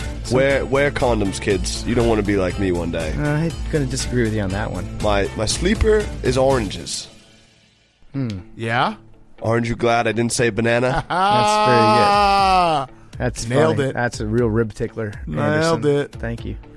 Hey, guys. I had a good sleeper, too. I'll think of it. Okay. All right. Yeah, just whenever you feel like it, just jump on in. Hi, I'm LeVar Ball. It's a real pleasure to be back on here. My stardom is calendars. It's daylight savings time. It is. I'm actually afraid for the calendars. Its days are numbered. Little dad joke. My situm is I'm sitting exercise. I've worked out. I went for a nice walk at the mall this morning. So my wife said I should do lunges to stay in shape. That would be a big step forward. Dad bod 2021. Yeah, hell yeah. And then my sleeper, I'm going to sleep on Case Keenum because I think that the guy's he's swell. You put a pair of Air Monarchs and a football helmet, it's reasonable and comfortably priced. All right, what's up? It's Big Cat. My stardom is Halloween. I'm very excited for Halloween with my kids. What do we got? We're doing a Halloween party on Friday night. Yeah. You dressing up? Probably not. Come on. I forgot till right this second to buy Freddie myself. Mercury. Yeah, easy last second adjustment there. No, my son's going to be a construction worker because we live around a lot of construction. And also I have an Ultimate Warrior costume that I might have him wear to school on Friday. Blue collar. Yeah. My situm is cold weather because having to bundle up kids' socks So, yep, agreed. It's a shitty like transition where it's like, oh, we're going out. We got to get the coat. We got to get the sweatshirt. We got to do everything like that. If they fall, though, they got padding. That's true. If they fall, they got padding. I had an idea like a year ago about this different type of jumpsuit that you could invent for children where everything just zips up. So it's like one outfit, and then you can unzip the gloves off it. You could unzip the shirt to make it a 3/4 length. You can unzip the T-shirt. You can unzip it to make it a white beater. You can unzip the top from the bottom until the shorts. It's just like one outfit for everything. Zippers everywhere. Yeah. And then my sleeper is Cars 3. I'm starting to think Cars 3 might be better than Cars 1. Cars 2 is trash. I haven't seen any of the cars, truthfully. They're great. Yeah. I could just tell you all about them. You'd get too horned up, probably. Yeah, probably. I could tell you all about them. I've watched way too many Cars. Slap me silly, boys. Oh. How are ya? Hey, what's up there? Hey, Will. Billy. How's it hanging, guys? That's great. Low and lazy. Hey, great to see you. Sucking the day's dick. Here I am. I'm Mr. Dad Man, and my stardom is stretching. Always got to get a good stretch in before you do anything, because when you get old, muscles are a lot easier to stretch. It's going down. I'm The young wrong and way. limber. It's not like when we were kids. Not at all. My sit-em is Jamar Chase. So I think we got to spread the ball out. I think he's not going to get as much as he did last week. You know what I'm saying? Yeah, I agree. My sleeper is the electric bill. It's getting cold. Close Heat's the going to door. go up. Yeah. Keep the door closed. Yeah, Electric But hey. Bill. Get it? Yeah. Man up, Bill. Get a nice axe. Yeah. Sharpen her up. He is an electric Start bill right tracking here. Wonder. This guy talking right here. Yeah. Hey, Oh, hey, the Billy. leaves. We got to rake the leaves. Yeah. The leaves, they got to get raked. Billy, how do you I feel follow? assaulted by this segment. How do you follow? Yeah, you're getting Hey, but the joy of being a dad, is actually is joyful. My new stardom is actually having kids. It really changes your There life. it is. It's a really life-altering experience. Billy, It if is. I'm ready April- for one more, but then no more. None after that. I feel like parents always do that. And then I another. might have one or two more, then nothing. The Then more we can't do kids you four. have, the better. That's not always the truth. Why not? Because sometimes the John and every Kate little- plus 8, the that youngest bundle kid- of joy. I kind of went sideways. look on at the that. Huckabees. Antonio Yeah. Cromartie. Yeah. Or no, the Duggars. Duggars had a couple real stinkers. John and Kate plus 8. What a. How many Not are the left? kids, the parents, freak shows. How many? No, I think they have them all still. But it went sideways when they had fucking. It's like John plus 10 4 and Kate plus 4. Well, no, Yeah. because John decided that he was going to be like a full-time club guy. Well, and also Kate, I'm pretty sure, started dating the security guard. Got messy. Kate was the originator of the Karen haircut, I think. Yes, it got messy between them. Turns out putting your entire life on reality television might not be the best for your relationship. Just a fact. Who would've thought that? Or, Who I mean, would've thought in that? the case of Messica, it might be the best. Yeah, could be the best. Could be the best. It's a stunner when that happens. How many marriages is Kim Kardashian on? Well, I mean, she's doing okay now, right? Yeah, Her and Kai. Wait, are they divorced? I think so. But they're talking and stuff. There's rumors. All right, so we're back. They're working together on SNL. We're all the way back. I feel like you never truly get divorced from Kanye. His brain will always be around you. Yeah, his presence. It's also different when you have kids. That's true. As a father, It's you not know as messy, that. yeah. Yes. All right. Good? See you later, alligator. Oh, I think, wow. I think we Wow. stopped the music like 10, 25, 30 We just minutes were We ago. don't talking. play Yeah. the music, so how am I supposed to know? Yeah, Billy. Oh, we play the shit. music. God damn it. You just showed everyone how the show works. All right, let's get to our interview. We got awesome interview with Metta World Peace and awesome interview with Usain Bolt. We taped Usain Bolt a couple weeks ago, so I think there was a moment where I brought up that he's a Packers fan. So there we go. Everyone gets to be a pervert in real life. What? Also, the audio is not great on it. Audio's not Just great. a That heads was up. he was on a weird computer. But yeah, you get to be a pervert by the fact that I think I said the Bears are going to beat the Packers. So that's fun. Before we get to our good friend, Metta World Peace. Wait, what's his Metta official World name? Sandiford. Metta World Sandiford. And trust me, it's a good Oh, interview. that's what it was. You're going to want to listen to this one. My sit-in was Meta. Damn. Okay. Okay, but before we get there, Why? Because that's Facebook's new name. Oh. And as a father, so I was going to be like, my sit-in is Meta. What's going to happen to my Facebook page? well, listen. As long as We'll cut I that can in. still catch up with all my friends from high school who are still involved in pyramid schemes and get tagged in pictures of people from like Yemen selling Yeezys, I'm all in on Facebook no matter what. That's a great. And the Minions memes are worth the price of admission alone. Before we get to our good friend Metta World Sandiford, I want to talk to you about our great friends over at Shady Rays. I love Shady Rays. Since the beginning of the year, we've been creating something epic behind the scenes with our friends at Shady Rays. We're excited to announce the all-new Part of My Take limited edition Venturas. They're now available. In 2020, we launched our first ever collaboration with Shady Rays. This year, they're coming back with a brand new look. We worked hand-in-hand with people over at Shady Rays to help us design these frames and these lenses. It's the first ever matte gray acetate frame. It's ultra premium. It's got a badass look with inset metal Shady Rays logo on the outside and signature Part of My Take logos on the inside. You got two options to choose from. The Ventura, which is the black smoke featuring the ultra premium black lenses, and the Ventura infrared smoke with mirrored red lenses. Both say grit etched into the lenses. They're perfect. They're great sunglasses, and they come with that best warranty in the entire business. But if you want them, you have to act fast. The ones we made last year sold out super, super quick. I think these are limited 2,500 pairs, so act now. They won't last beyond the fall season. If you haven't gotten yours yet, get them now before they sell out. They're 100% worth the price. Go to shadyrays.com/PMT. Get your pair. shadyrays.com/PMT.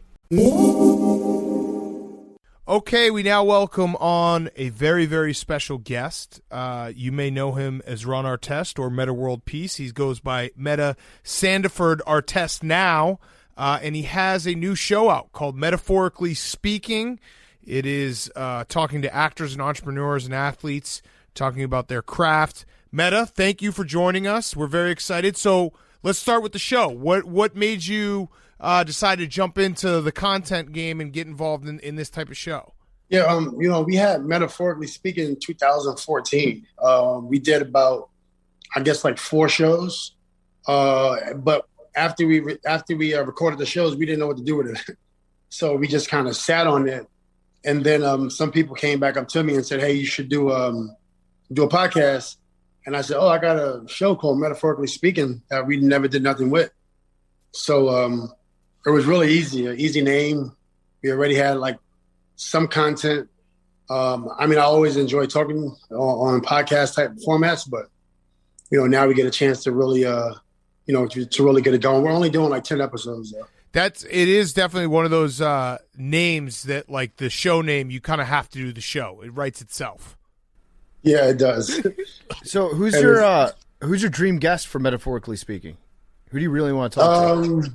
Dream guest, I probably would say there's so many interesting people, but if I go back to when I really was, when I idolized people as a younger adult or even an older teen, it would be Halle Berry, Will Smith, Tom Hanks, Demi Moore, Mike Tyson. I did Mike Tyson already.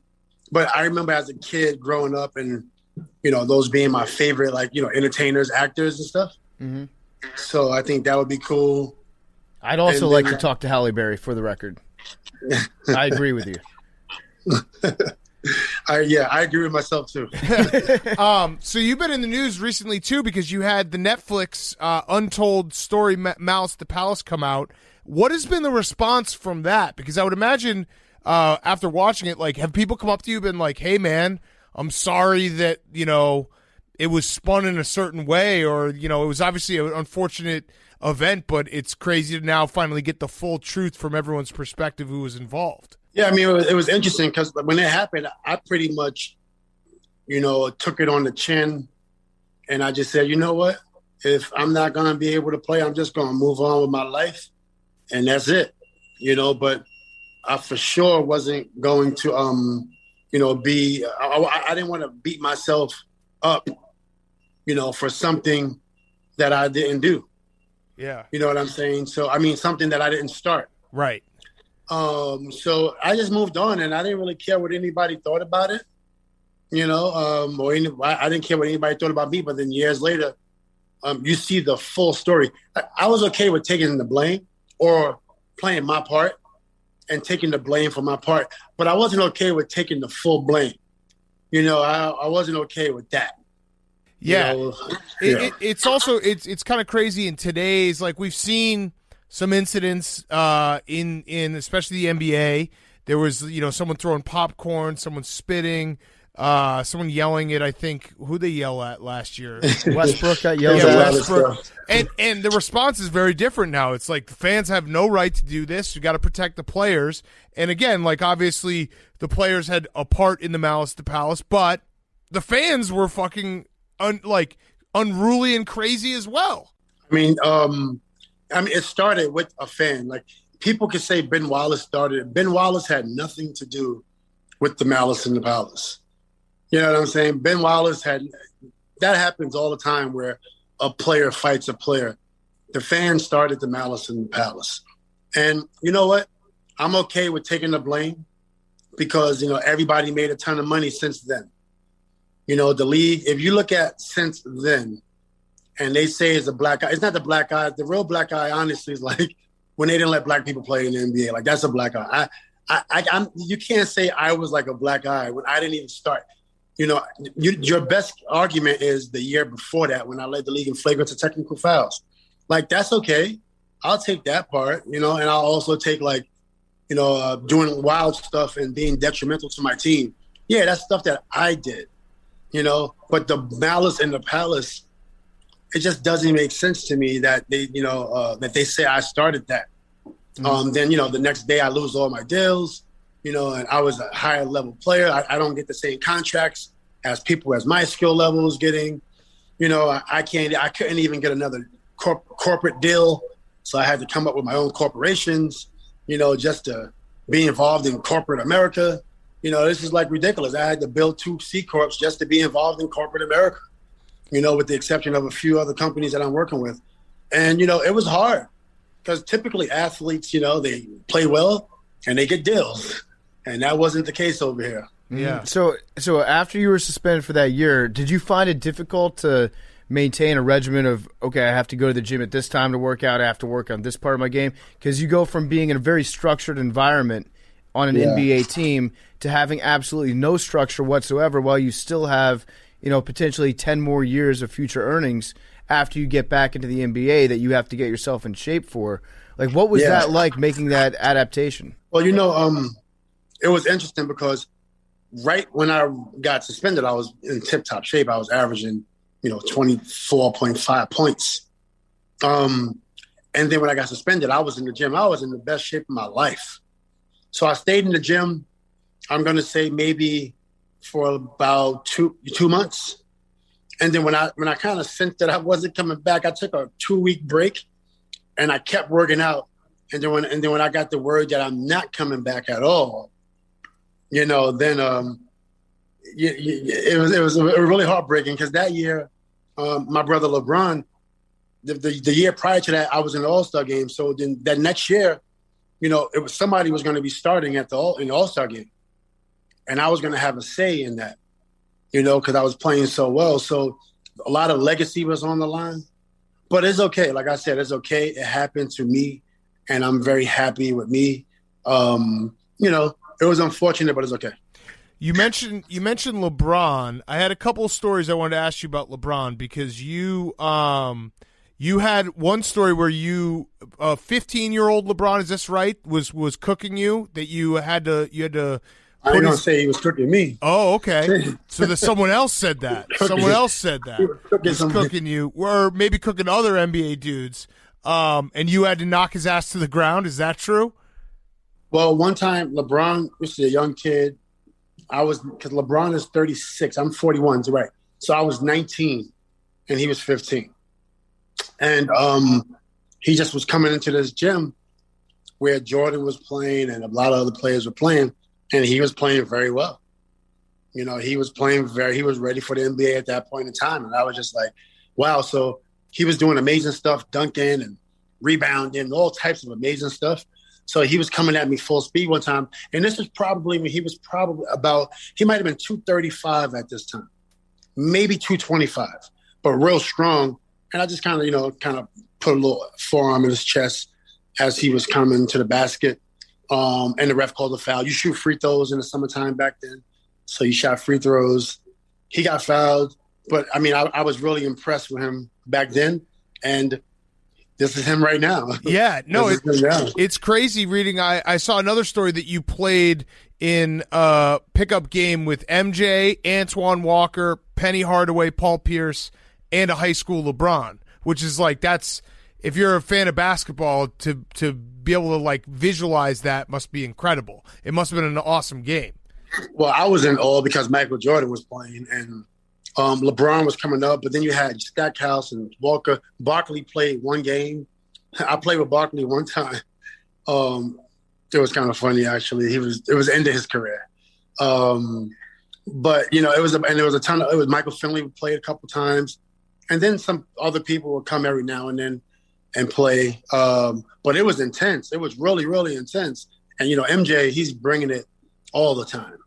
And I didn't know we was allowed, but then MJ told me to come back. MJ said, "You coming back, right?"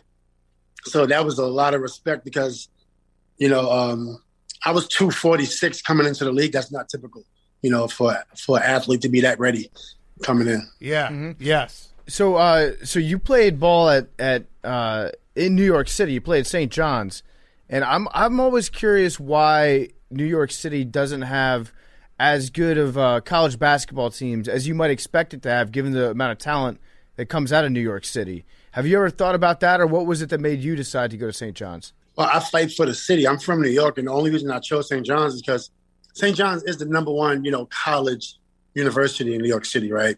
And I love fighting for the city.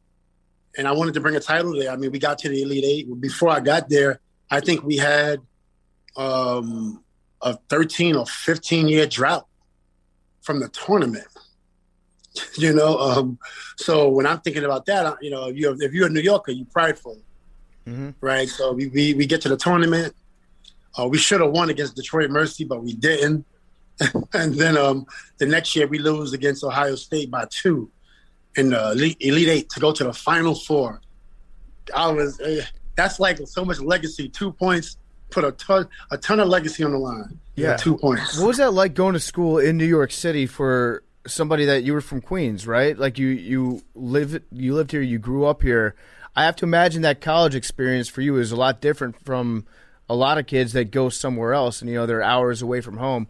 What was it like when you were in college here in New York? Were you going home every day? Were you staying by campus? Well, when I was in college, I actually was in the gym a lot, but I would go home when I could. Like if I had some money to get home, I'd probably take a taxi. But I did go back to Queensbridge quite often. But I was in the gym so much, I didn't really have a lot of time to do anything else, eat and sleep and basketball. Yeah. What made you so good as a defender in the NBA? Because, when you talk about different guys and their skill set, you know why Steph Curry is incredible because of his shooting. You know why LeBron, can do all these things. But, defense and rebounding are the two things that I always look at and be like, how is this guy that much better than everyone else? Is it just effort? Is it technique? Is it wanting it more? Like, what separated you to become such an elite defender in your heyday? I mean, it's the same thing like offense, Offense, you got to have some type of grit, right? When you think of Kobe, you think of his offense and you think of his mentality, which is just as hard as defense. So it's the same exact thing. The only difference is you're applying technique on defense. I was playing at 260. So a lot of these wing defenders, 225. All the best wing defenders that everyone mentioned, 225, right? So carrying an extra 40 pounds, that's all technique because these guys were way quicker than me, right? So I had to constantly be in position to cut guys off and to not let them get to that spot because if they did get to the spot they wanted to get to, I couldn't really catch faster guys. Yeah. So tons of technique. And then over the years, if you're thinking about how you're going to stop a guy, 1,000 times, eventually, you're going to get it. I think I was gifted with strength and some quickness. And I had a ton of endurance, so I think that helped me, especially going up against some of these amazing Hall of Famers. But I was prideful about the way guys want to dunk on people. That's how I wanted to shut guys down. Yeah. I loved that about your game. What who was the guy who was the toughest to guard that maybe we don't think about? Like not a Kobe, not a LeBron, but someone that you always struggled with because they had some type of ability that people might not have recognized when they were watching them. I mean, if I go in order of the toughest guys I defended, and this is going to answer your question, the obvious would be first. Like Michael Jordan was the hardest guy I ever defended. Then there's a tie between Kobe and LeBron. And then next would be Richard Hamilton. Richard Hamilton was hard because all he's doing is running the whole time. So I'm not a shooting guard, but I often guard the best players, whoever's doing work. So if it's a center, I go to the center. When it was Iverson, when I was in Chicago, I had to go to Iverson. And then with Rich Hamilton, all he's doing is running the whole time. And that's extremely tiring. I remember guarding Rip Hamilton, and after the game, just being exhausted, just from chasing him around screen after screen after screen. And he separates so well. Once at the point of the screen, he's gone. And it's so hard to keep up with him. Interesting. That's a good answer. Yeah, because you're right. When you'd watch him play, and we talked to Jim Calhoun over the summer, and he kept pointing at Rip and being like, this guy is just unbelievable. He just doesn't ever No, he's tired. He's for sure a Hall of Famer, and he's a different. You don't really recognize it because he's not jumping over the rim, but he's won everywhere he's been in UConn and the NBA, and he's an extremely talented player. It's just hard to really respect like his greatness because he's not doing things like Kobe or anybody else. Yeah, it's almost like you have to play against him to really understand how fucking good he was. Yes, exactly. You don't get tired watching him play. You get tired defending against him. I heard an awesome story. I need to know if this is true or not.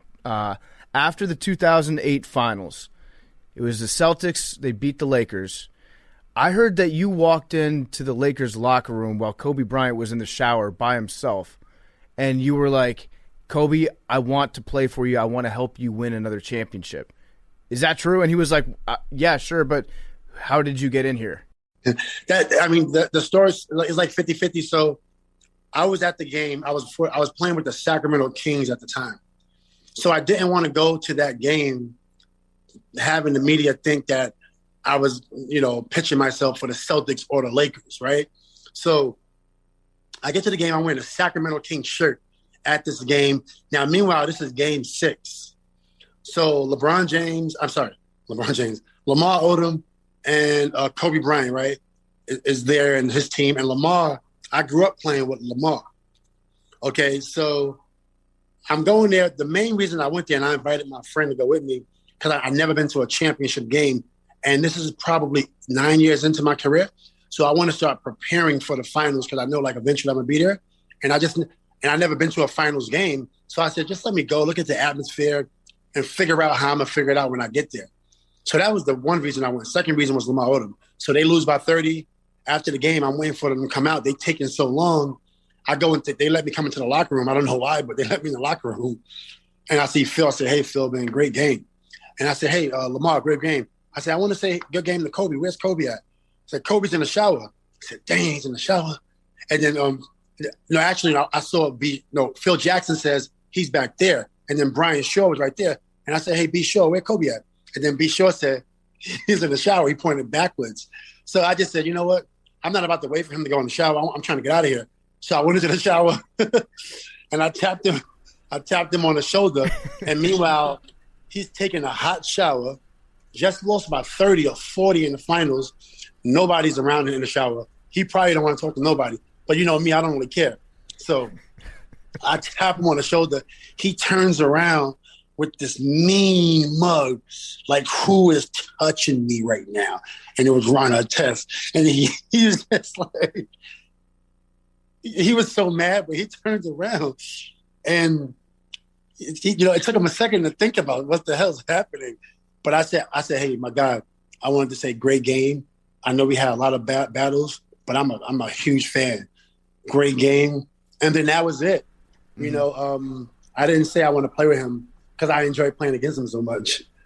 I think that like Ron Artest, he was getting ready to fight whoever it was that was tapping him on his shoulder, but he turned around and he's like, "Oh fuck, it's the one guy that I probably shouldn't fight." Yeah. It was really bad. So I mean, yeah, that's it was incredible. the Mamba mentality eyes. Yeah. Yeah. So then you obviously play with him, you win a title with him. It was and in that 7th game, you come up huge for the Lakers when Kobe was having a little bit of an off night. Did you feel like going to that game prepared you for a Game 7 NBA Finals, or was it like when you got to this Game 7, it was totally different no matter what because it was like, holy shit? I think going to that Finals really helped me a lot because when I was there, like people know, it's no secret that I had anxiety and depression. That's no secret, right? So, and it's also no secret that I was a tough player. But let's just focus on being a tough player and let's remove anxiety from this equation, right? And if you don't have the experience, you're going to be thinking about, oh my goodness, if I miss a shot, what's going to happen? Whereas when I went into that Finals, I didn't have a ton of good games, but it didn't affect me. You know, I just continued to just play. And I think in 2008 helped me tremendously. And that Finals, that Game 7, like, don't take this the wrong way because you could score too, but that was a game built for Ron Artest. I remember, like, that was a rock fight in the best sense of the world. Oh, yeah, you know what I mean? Yeah. Like, what was it? That's I'm looking up right now. 83-79 was the Finals. Yes. Like, that's incredible thinking about where the NBA is today. Well, it didn't matter. I think if you look at when I was in my prime and you look at all the other games, a lot of high-scoring games, but even when we lost to the Detroit Pistons in 2004, that score was 71-67. Yeah. To go to the Finals. Yeah. And if you look at even when we lost to the Lakers the year before we won the championship, Game 7 when I was with the Rockets, and we took them to Game 7, they beat us by 17 points. No, 19 points. The score was 89-70.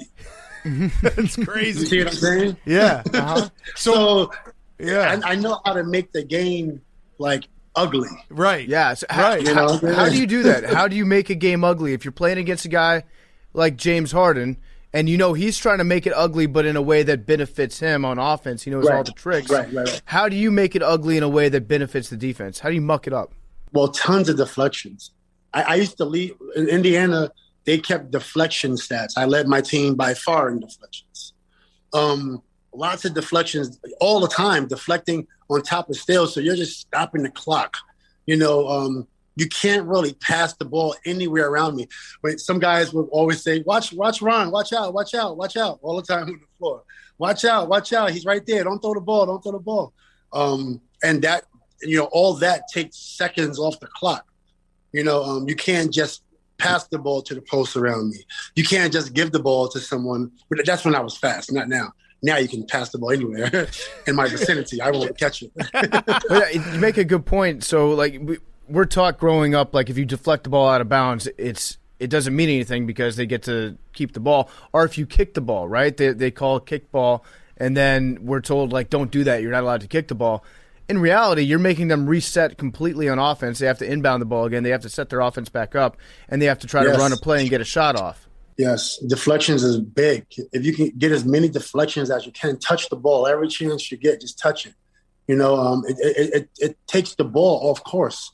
You add that up over a period of time, you know, you done save yourself some possessions. Yeah, just touch the ball as much as you can. Yeah, I love that advice. And then, you know, after you won your NBA championship, I remember the post-game interview. The first person that you thanked, was it your psychiatrist or your psychologist? That's funny. So when I said it, I said psychiatrist. Now, meanwhile, I've never done this before. I never thanked my shrink national television ever. But I kind of knew. I didn't know I was going to do that, but I was so happy, and things was just coming to my head. But I knew I was seeing a therapist.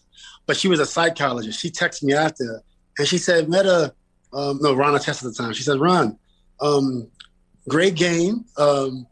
Thanks for the shout out. But by the way, I'm a psychologist. I'm not a psychiatrist. I said, oh my goodness, I'm really sorry about that. You gave her like 2 extra years of medical school. Yeah. Yeah, I know, right? And she's not a psychiatrist. I was like, oh man. And then, you know, obviously there's a big difference, right? Psychiatry is MD medicine and psychology is therapy. Yeah. But it was actually really good because although psychology would have been great, I thought that psychiatry actually, even though I'm not a big fan of medicine, but I thought that it just gave people confidence, to really, improve themselves. So it actually really worked out. Yeah, I remember you saying after that, you were like, my psychiatrist or psychologist, whatever you said, I learned a lot of new tools on how to deal with some of the things that you had been going through and some of the mental difficulties you had in years prior. Like specifically when it comes to basketball, what kind of tools are you getting that allowed you to kind of focus in? Man, it was crazy, man. So if you look at my career, everything on the court, man, like it's technical fouls. When we lost against the Knicks, I take the camera from the cameraman, break the camera. I take the monitor from the scores table, break the monitor, right? $125,000 fine. No, price. I had to pay for the camera and a fine.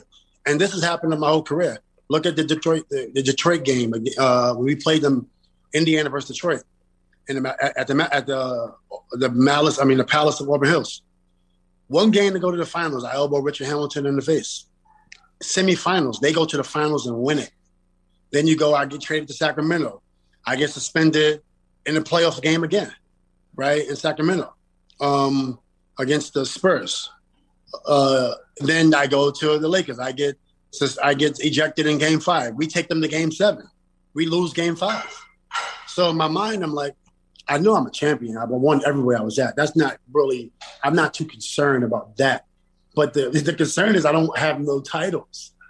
This is what I'm talking to my therapist about. I'm telling her, like, every time I get, to the big game, I'm doing something to mess it up. And I say, I just don't want this to happen anymore.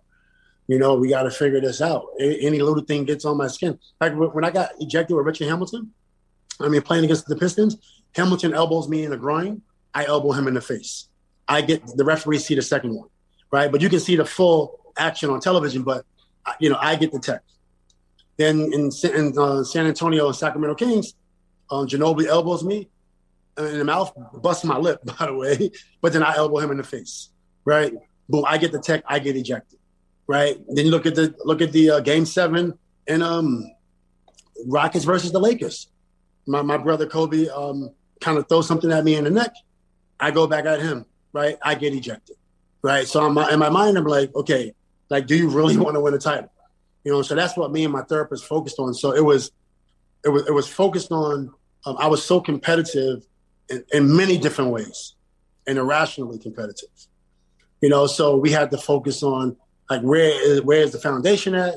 What you've been through as a child, why do you have so much anger built up, all this stuff, and how can you improve yourself so you can be effective on the court? And that's what we was working on. Then Game 7 came, and I've been seeing her for a long time. And the night before Game 7, I said, hey, I need you to come here today. And she said, now? I said, yeah. She said, I can come in the morning. She came in the morning. We went to shoot around with the Lakers. We had a quick session. I was really worried about Game 7. So we had a quick therapy session before Game 7. And then, the rest is history. That's awesome. So that's a great story of, like, persevering and overcoming a lot of different, mental things to get to that point. And it had to have felt incredible once you reached that mountaintop. I remember the story of you said afterwards you just hung out with your, like, couple closest friends and smoked 10 blunts, and you're like, this is awesome. Yes. That's gotta be good. Do you remember what you talked about? I mean, obviously you don't have to share, but with a psychologist, like before, where you're like, hey, I'm feeling nervous. I'm feeling extra nervous. Yeah, there's a game. I'll tell you what it was. It was Paul Pierce. Yeah. I was worried he was going to get under my skin. It was that I literally I was worried he going to get under my skin. But actually, and then Garnett, Garnett is so competitive. So when Garnett talks a lot of trash, but he's not always talking to you. Like, he's talking to the ref himself. And then Rashid talking trash too. These guys are super intense. And that gives me anxiety, being around. I had different experiences as a kid growing up playing basketball. It wasn't just basketball. It was violence and basketball. So, like, growing up, I traumatized from certain actions. I get traumatized from certain types of people and intensity and emotion, because I take it as, you want to fight. Yeah. And, although, like, you could be in an NBA game, you're not going to really fight, consistently. But it could take you off out of focus. So I just the Celtics, man, that team was intense, man, and it was really hard to deal with. It was really hard for me to deal with spiritually, emotionally, and I wanted to just be able to block it all out. And just worry about the game. And you put it mildly there with basketball and violence, because you've talked about this extensively, but when you were growing up playing basketball, you watched a murder in front of you, right? Like that happened in front of you, and that has to have been something that changed your outlook of the entire game and how you played. Well, that murder didn't happen in front of me. It was a guy named Lloyd Newton, who we idolized Lloyd. Yeah. They were playing an away game, and we knew they were going away, and we were waiting for them to come back. Whatever the case may be, play some basketball. Then word got back to us that Lloyd died on the basketball court. They had a fight. Somebody broke a chair, threw it through his heart. He dies. I mean, the neighborhood was in disarray right at this point. And then that's one incident that happened to us that scarred us for a long time. And then we had other things that happened, different places, different things happening on the court. Because us, we gonna go anywhere to play ball. You're not, if there's a game, we come in unless, they shooting, then we might not come.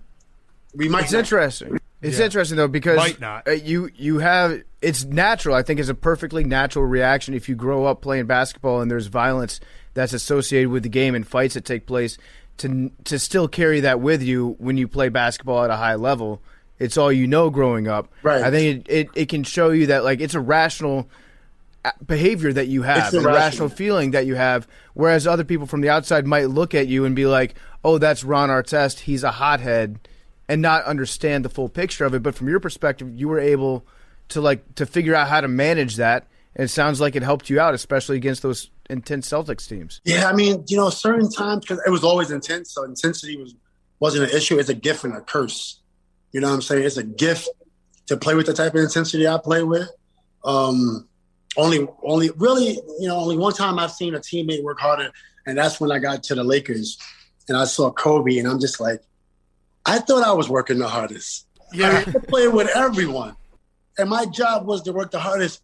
And Kobe is different type of guy, and it inspired me, But yeah, that was my thing, was intensity, hard work, don't give up and get through anything, which like I said, is a gift and a curse. Yeah, what would Kobe do on the court during those battles to would he help try to calm you down or keep you, if people are talking shit to you, how would he play in part to it? Because it does seem like from all the Kobe stories, he was hard to be a teammate with, but he also was a very loyal teammate and, was there for his teammates when the chips were really down. It was, I think, day one, I brought intensity.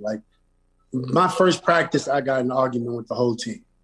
You know what I'm saying? And Phil Jackson. Set the tone. I set the tone. Intense. So I didn't have no issues with Kobe because I was bringing it. And that team, that 2010 team, everybody was bringing it. That team. So it wasn't that team that people refer to. But that's the main thing. Kobe, he loved intensity and he respects it. And at the same time, I mean, I'm just naturally like that. So it was a match made in heaven, honestly. Yeah. Who was the best coach you played for, and maybe the worst coach, and why was it Tim Floyd? Hey, why was it Tim Floyd? No, that's funny. Do who's the best coach. Do you give us who's the best coach you played for? We can start with Tim. So Tim was one of the reasons why I became a hell of a defender in the league, for one. Because we did a lot of defense in practice, and he taught a lot of defense, individual defense. And I really credit him a lot with part of my defense, NBA defense. But you got to think about with Tim and RP Jerry Krause, they was running that show for Tim. Tim wasn't running that show. Yeah. You know what I'm saying? Tim wasn't running that show. And Tim had a tough job because, why would you not take an NBA head coaching job? Right? You get paid a lot of money and it's a huge opportunity. So, people get on Tim, but Tim was not running that show. We had to run a triangle, which I love the triangle, but not everybody understands the triangle. And we had to put in certain guys because we were developing. Then we had veterans on the team, and they deserved to be there. Dickie Simpkins, Tony Kukoc, Greg Anthony, Will Perdue, B.J. Armstrong. They deserve to be there, and get that last contract, right? So not everything Tim wanted to do. So you can't really blame Tim. He had to do it right after the Bulls. Yeah, he had to do it after the dynasty. Yeah, right after the dynasty. Tim is my man. Like Tim, that's my guy. That's my guy. I really like him. So then, with that being said, I would say the best coach I ever played for. It's hard. I mean, Phil Jackson is obviously the GOAT. I mean, Rick Carlisle is pretty impressive. Rick Carlisle is he's a hell of a basketball mind. I learned so much from that guy, which I carry with me to this day, because I coach a lot. And then I played for Isaiah Thomas. That was incredible. Isaiah was it was really easy for Isaiah because, he knew everything. He was a point guard. You know what I'm saying? He had a great feel for the game. We had a great staff, so Isaiah was amazing. I played for Mike Brown. Mike Brown is very methodical. He's very technical, got military background. Everything has to be perfect. Everything has to be right. Great coach. And then I played for Rick Adelman was incredible. Rick Adelman is incredible. I mean, he don't get a lot of credit for how great of a coach he is. But, I mean, to be able to come to a practice and understand time management, understand how not to, mentally drain your players, have a great practice, and your team is just flowing. It might look like we practiced hours. Rick Adelman just knew what he had. And I mean, he must have been the Michael Jordan, the coach, honestly, because it was way too easy for him. Huh? It was way too easy. He's an incredible coach. A lot of people would say that too. Yeah. What about your time over in Sichuan when you signed with the Blue Whales? What was your thinking process? Did they just have a nice check waiting for you, and you're like, you know what? Yeah, I could see myself living in China for a little bit. Or like, what was that like for you to kind of have to adapt to that whole new culture? Well, I would have never been there, honestly, if it wasn't for my injury. So I tear my meniscus. Takes about 6 weeks to come back. I tear my meniscus right before we play the Spurs in the playoffs. And this is the year Kobe's out, right? So I come back in 5 days, and a lot of people argue with me and say, you can't come back in 5 days, because this. But I go online with a meniscus tear. The first thing the surgeon tells you to do is step and walk. That's the first thing they tell you to do from a meniscus tear. So I was like, really? You want me to step and walk? I said, then why can't I just play? They said, you got to give it time to heal. So I go online and it shows where you can heal from meniscus, where you can walk or run in 7 days. So I did a ton of research. I sent it to everyone, to the doctors, and they said, okay, it's on you. So dumbest mistake of my life in terms of my career. Came back too early. I didn't hurt myself, but I was receiving a lot of fluid in my knee. So I had to keep draining the fluid. The next year I go to the Knicks. My knee's not right. I'm only, when my knee is right, I play well. When my knee's, filled with fluid, I can't play. It's like that extreme. I either can play or I can't. So then I left the Knicks in January. And then the next season, at that point, I kind of thought my career was over. But, the knee it was getting better. So then China called, and then I went to China. And then I went to Italy after that. And my knee it got better. It took me about 2 years to, fully heal. And then I finished my career with the Lakers. Right. The nickname, the Panda's Friend, when you were over in China. That's why I asked. I love that nickname. How did you give yourself that nickname, or did somebody else give it to you? So my daughter loved pandas, right? So my daughter loved pandas, and I had a brand. I'm always trying to stay close to my kids. So I said, let's just do a brand together. We call it the Panda's Friend, right? And then literally when I named it the Panda's Friend, like a month later or maybe 2 weeks later, I get a call from the Sichuan Blue Whales, which said, we would love for you to come play for China. So I didn't change my name because I went to China and I didn't change my name, but it was a brand. It was never my name. It was just the name of a clothing line, which is, it was a fun little clothing line, which sometimes, it sells on Shopify.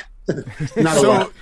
So the story about your knee, that pretty much tells us maybe don't use WebMD to decide how to recover from a knee injury. That's a good life lesson too. I mean, well, you can use WebMD, but I used it for my advantage, honestly, because I felt like I knew. I'm always thinking about a title. We had one, I won another one.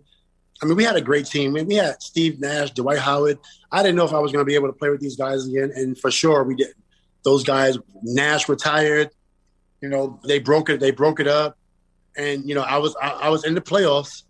With Nash, Howard, Powell, Kobe was hurt, and I got a chance to. We got swept by the Spurs, and I was on one leg, but it was great. It was a great experience. Yeah. Isn't it crazy to think, you're the same age as Udonis Haslem, and I think that Udonis Haslem is going to play for, 5 more years. He's just going to, stay at the end of the bench for the Heat. Is it – if you had to come in, 2-3 games a year and give 15 minutes, do you think you could still play in the league? I mean, I for sure could, but, the league it works like this. When you get towards the end of your career, you can either be like Haslem and, the team can choose to pick you up, or not, and if not, then what do you do after that? Do you go overseas or do you just retire and stay home, and I was, my last game in Staples Center, I had 18 in the second half, so I could play, but I was trying to still play, but, I just couldn't make it. I just couldn't get on the team. Name how many people scored 18 in the second half, know, and the games towards the end of my career, I wasn't playing. I was mentoring for one, the last 2 years. So I wasn't playing. Mm-hmm. But then, when my career was almost over, they decided to play me the last 5 games. We went 5-0, my last 5 games. And I'm happy with that. We won 5. I had 18 in the second half to end my career in Staples Center. For sure I can play. But, that's one thing. The other thing is the team would have to say, hey, we would like you on our team. Yeah. So that's Yeah. This has been awesome. We thank you so much. I had one last question. So everyone go check out Metaphorically Speaking for more great stories from Metta. The last question, I believe you. I am a big believer in this, what happened to you, but I'd like to hear it from your own words. You were touched inappropriately by a ghost. That was a joke. Damn. Oh, come on. But that's... Kesha had sex with a ghost, too. Yeah. It's a very popular thing. And that's the Oklahoma City hotel that everyone says is haunted. I know. I was like, oh, the ghost touched me. But you know what did happen? So I was there in the hotel, right? So it's no wind, no windows are open. I was in the hotel for 2 hours at this point. And then I feel something go like this. And we all know, what an itch feels like, right? It's like, I got an itch. That wasn't an itch. That was a wind that blew right across my forehead. And I was like, okay.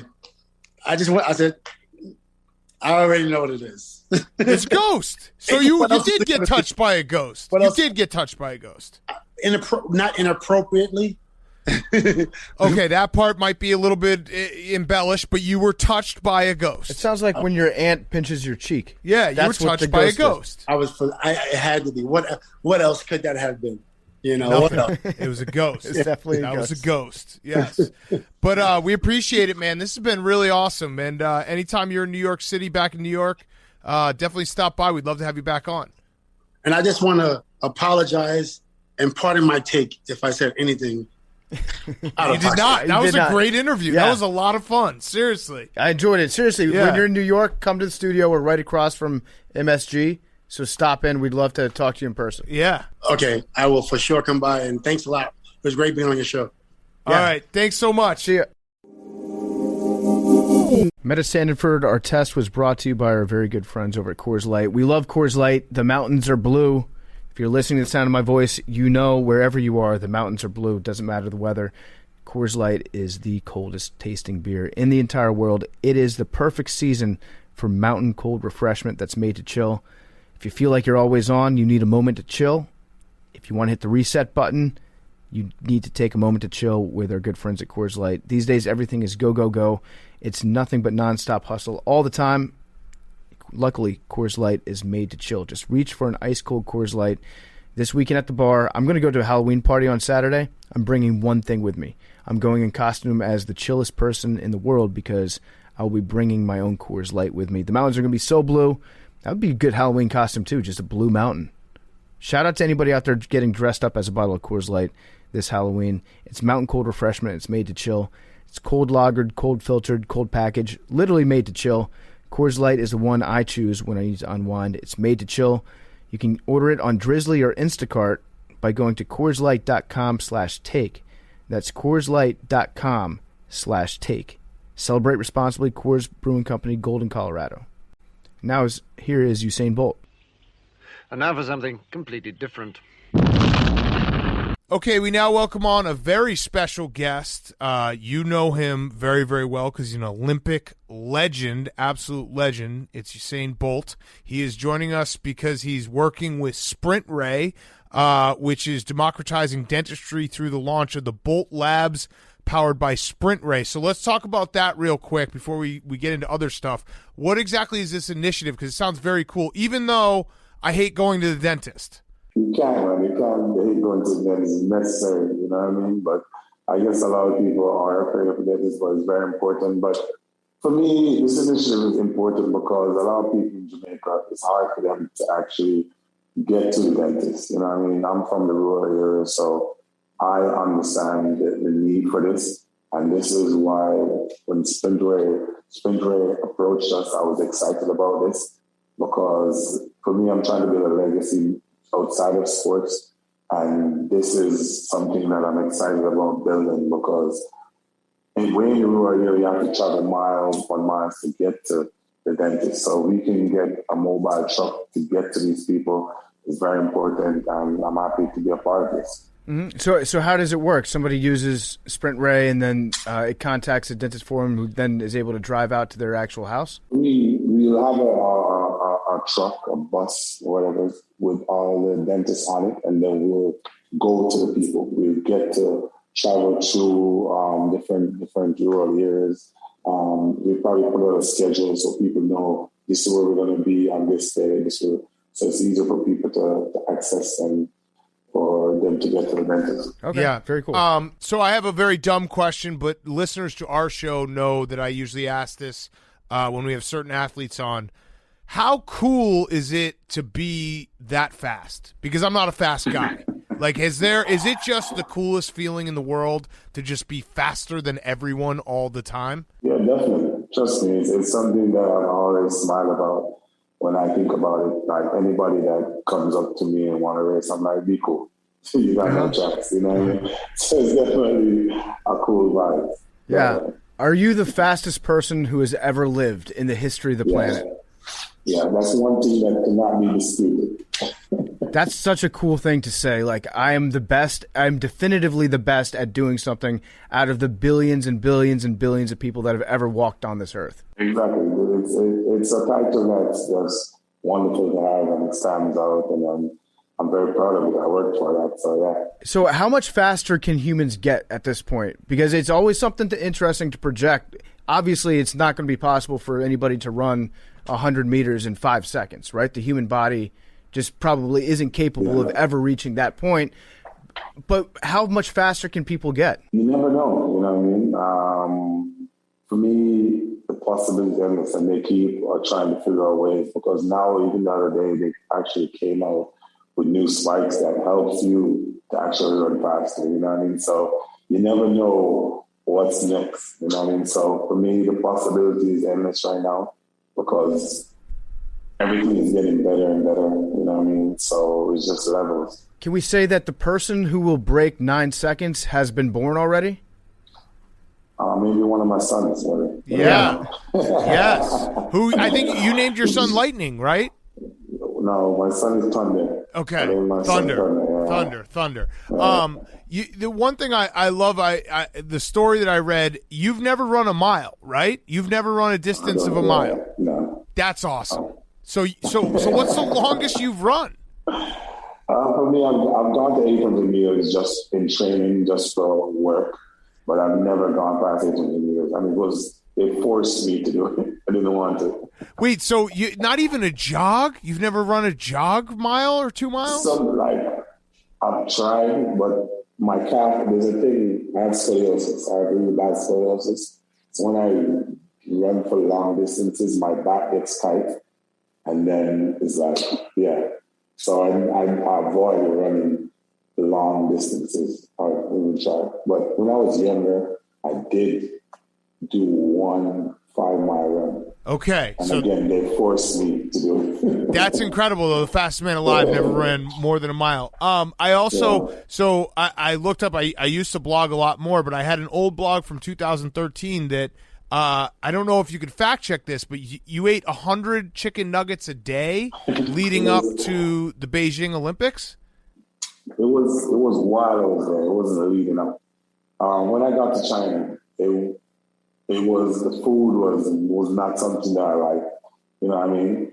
And in the village, if you know the village, they have a canteen, it's massive. So it has all kind of different foods from Asian, Indian, everywhere.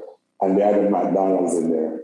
And I knew McDonald's. I was like, you know what, to be safe, let's have chicken nuggets. So I had a lot of chicken nuggets that whole entire time I was there. So this is you're the best because you're basically you're the fastest man alive. You won all these gold medals. You eat 100 chicken nuggets a day, and you don't run more than a mile. That is you're the people's champ. That is the key. Yeah, that is the key. It's very impressive. What do you think about the most recent world champion, Olympic champion sprinter Jacobs, the Italian guy? It seems, from an outsider's point of view, seems interesting that a guy that has never broken 10 seconds before is now, the Olympic gold medalist. Again, I'm not a doctor. It just seems very interesting.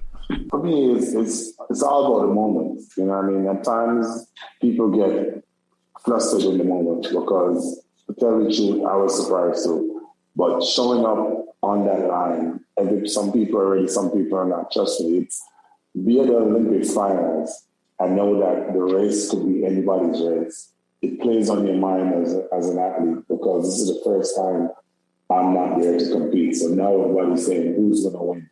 And the pressure is on everybody in that race. Mm-hmm. So I think he was just more mentally prepared. You know what I mean? And the other thing is that the tracks that they make in Asia is always very good tracks. Trust me.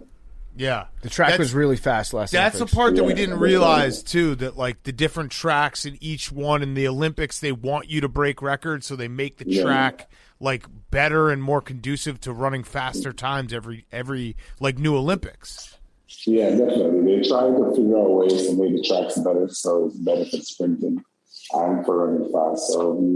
But for some reason, I think Asia, Japan and China, they always make excellent tracks. And I always enjoy competing on them. So you've been retired for a little bit now. Can you, if you just ran 100 meters today, how fast would you be? I have no idea. I have no idea right now. I've been just traveling and drinking and living. So. That's a good life. But I wonder, you don't lose all of it. You would still be very, very fast, I'd assume. No. I'll still be fast. It's just running the alley to be a problem. But with regular people, I'd still smoke anybody. Yeah. Yeah, that's got to be awesome. That's got to be awesome. So what's the fastest that you've ever run in competition? Was it the 9.72? It was the 9.58 seconds. 9.58, yeah, the 9.58 in competition. Have you ever ran faster than that in training? No. Because competition drives you to run faster. Training is just training. No matter how hard you try to run in training or run faster, it's always just in competition. What's the fastest that you've ever ran in training? How much of a boost do you get from the competition? Well, it's big. You know what I mean? I probably run 9 in training. That's probably the fastest, maybe 9.8, but otherwise it's just slow times. You know what I mean? Because competition is so intense and the adrenaline gets pumping. And you get going. Mm-hmm. Yeah, I remember a couple years ago you were talking about maybe trying to work in some NFL football action, trying to get on the field. Do you think that you could be an elite wide receiver? Getting hit is a different thing, but you could be like a Deshaun Jackson type, right, where you just run as fast as you can to the end zone. It'd be humanly impossible to guard you on defense. Have you taken any steps in that direction? It's something that I've definitely, when it started, but back in the days, they used to take receivers out because I watched the NFL, so I know they normally take receivers out. So that's something that when they approach or people ask, I was like, nah, I'm good. You know what I mean? Because I'm trying to get my knees blown out or anything. Yeah, I mean, especially you with your height. You are a Packers fan. I'm a Bears fan. I hate the Packers. Oh, Yeah. We're friends. So why do you like Aaron Rodgers? He's the worst. I'll never say that. Aaron is the best. He's the NFL. You know what I mean?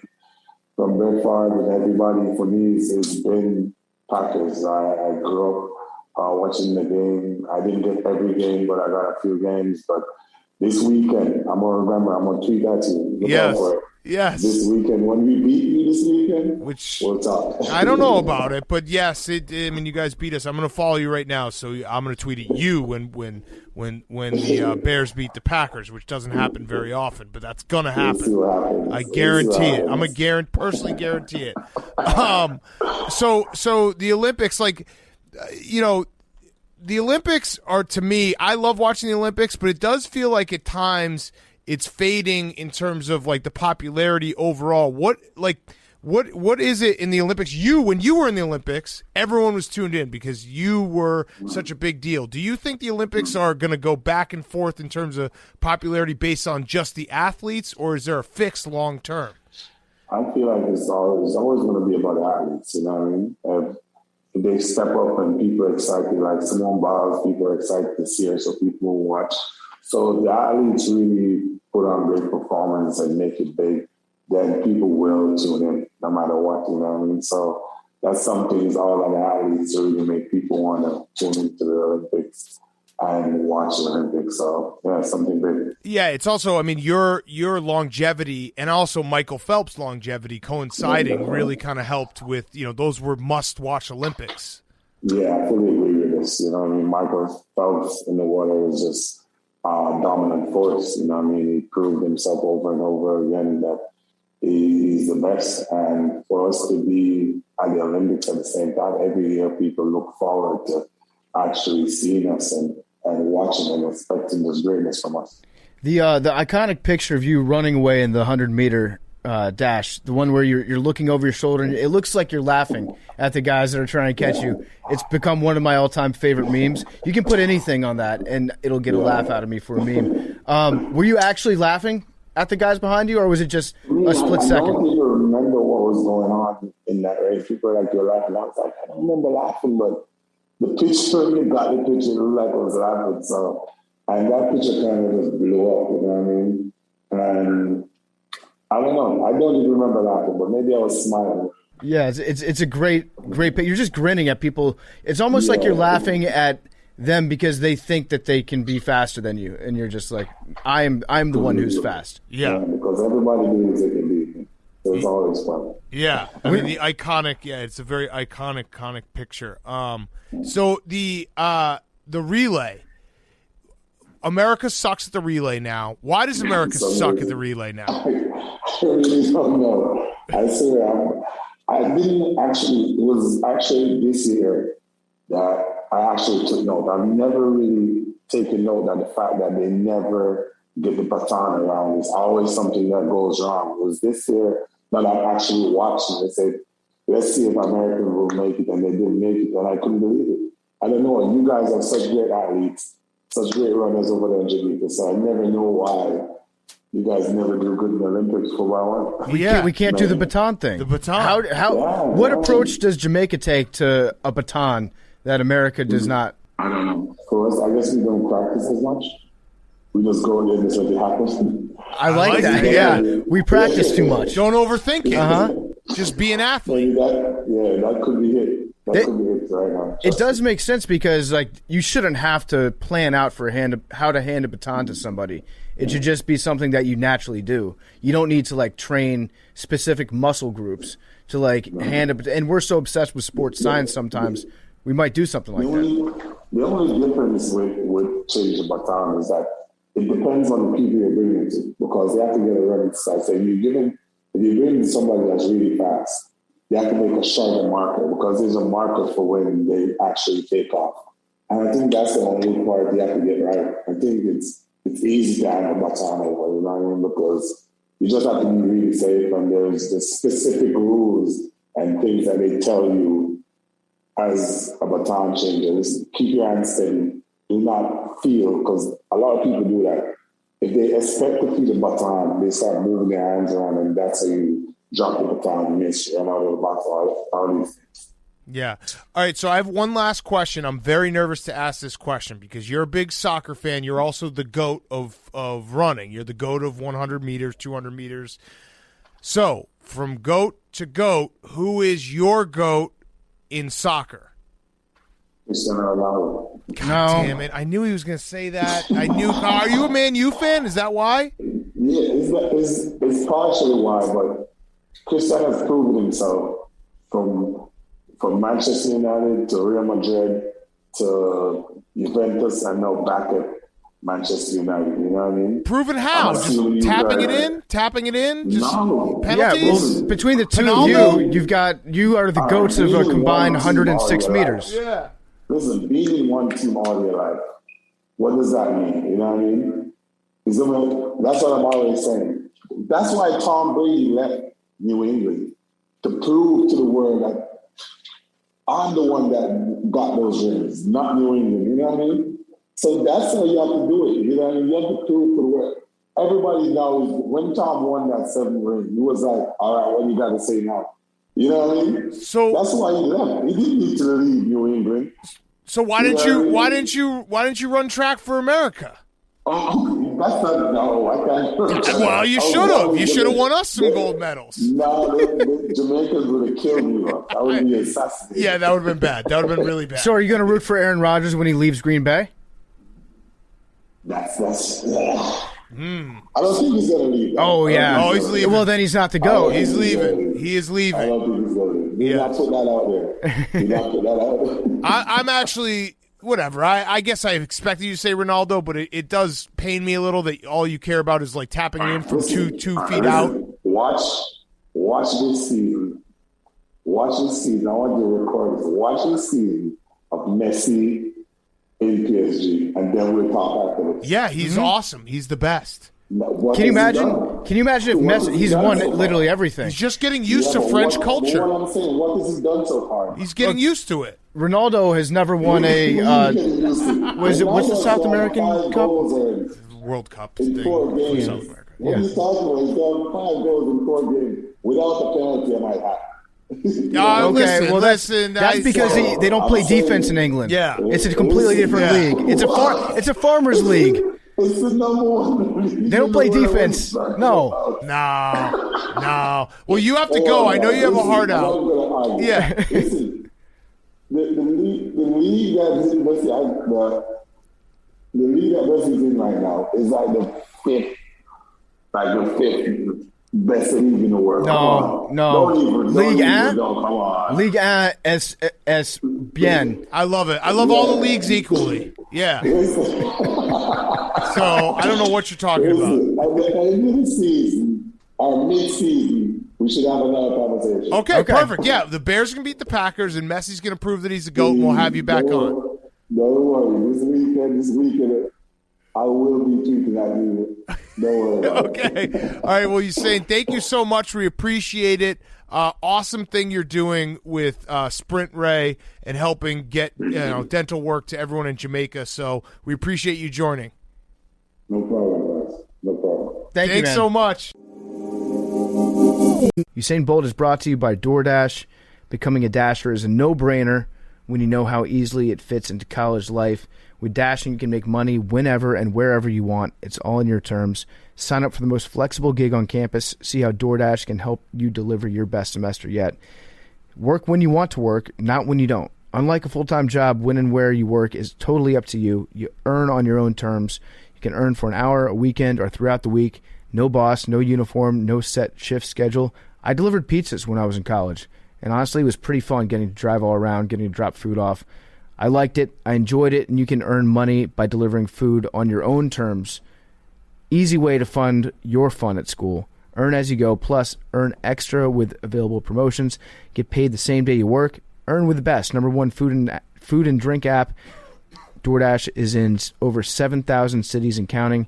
And no car, no problem. You can grab your bike, your scooter, even your shoes, and start today. Take a study break. Go to DoorDash.com/dash course to learn how dashing can help you deliver your best semester yet at DoorDash.com/dash course. Okay, let's wrap up. We got Fyre Fest of the week, then we'll send everyone on their way. Great interviews. Thank you to Usain Bolt and Metta World Sandiford. Hank, your Fyre Fest. I alluded to it earlier. I've been in a pretty spirited debate these past few weeks with Mother Nature herself. Yep. The Queen said wind was a fraud. It's not real wind. Only tornadoes real wind. And then I talked to my real mother, and she said there was a major storm in Scituate on Tuesday. Oh, no. 90-mile-an-hour winds. Oh, no. She was like, we were in the house. We thought we were going to fly away. Like, part of my roof fell off. There's no power. There's no service. That's on you. And, yeah, I was like, I feel somewhat responsible. Yeah, yes. You should. And it wasn't like Scituate's a big, like, because it's on the water, so there's always like, there's going to be a huge storm, and then it's never really a big storm. People freak out, and nothing ever happens. This was, like, not really planned for. And it was a huge, nor'easter got you. Yeah. Did you ask her how far she thought she could throw a football in that wind? No. Well, that would have helped us for gambling, so miss on your part. Sorry. Yeah. Sorry, guys. Maybe next time. Yeah. Tough, Hank. Is your house damaged? Yeah, part of the roof fell off. So it's like actual damage. You should probably be a good son and go up and fix it. I should have asked that question before this football question. My bad. Hand up. Is everyone okay? Oh, wait, we should say, yeah. Is everyone okay? Was anybody injured? No. Okay. Good. Good. That I know of. That would have been an all-time rug pull on us. If you, like, yeah. My cat actually got hit with the roof and died. No. If you mushed your family? Actually, she ran away. No. Was it? Wait, this story's taking a lot of twists. No, it was an old cat. It was like 100 years old. Was it? And it ran away to its death. Yeah, it was a hunter though. It was like we called it demon. Scouty? It was a demon cat. Whoa! And it would just fucking murk. It would just come home like mice. Blah blah blah. She'd disappear for a few days. We'd be like she's gone, and then she'd just reappear. God, wait. She was not like a house cat. She was a. Sounds like she could definitely take some wind though.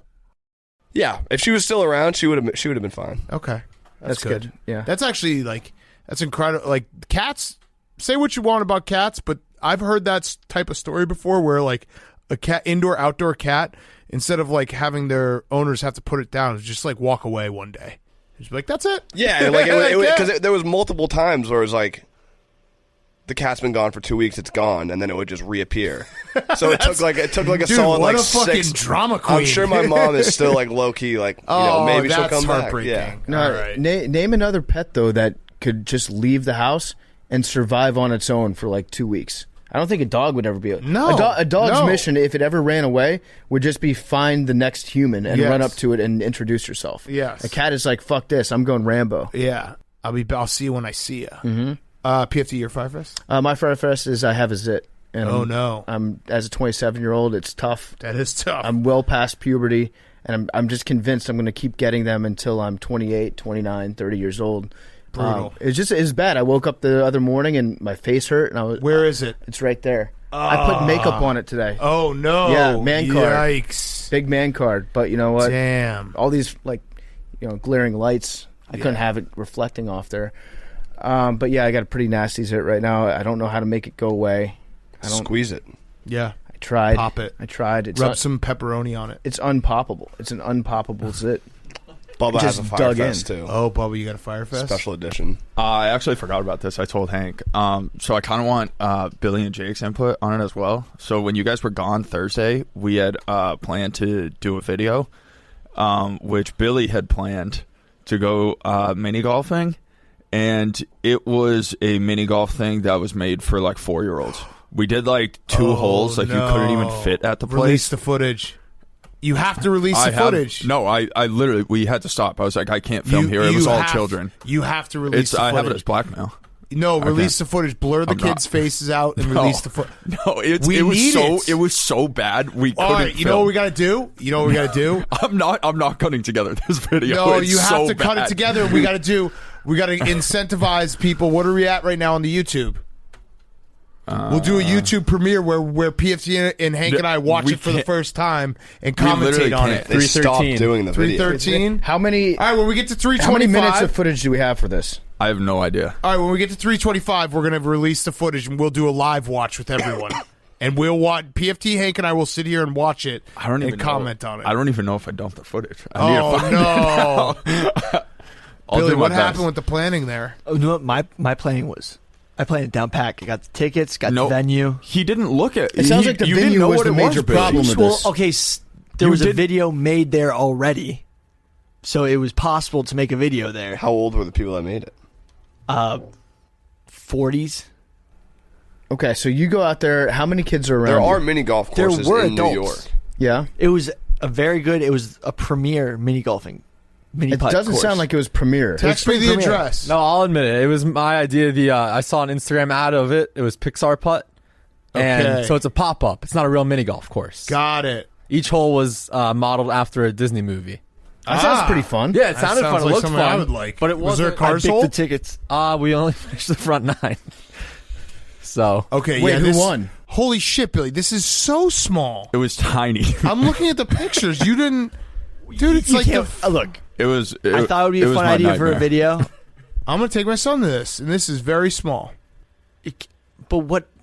That doesn't mean. That means it would be comically funny to watch us do it. So you were doing that on purpose? Oh, hole 14 is cars.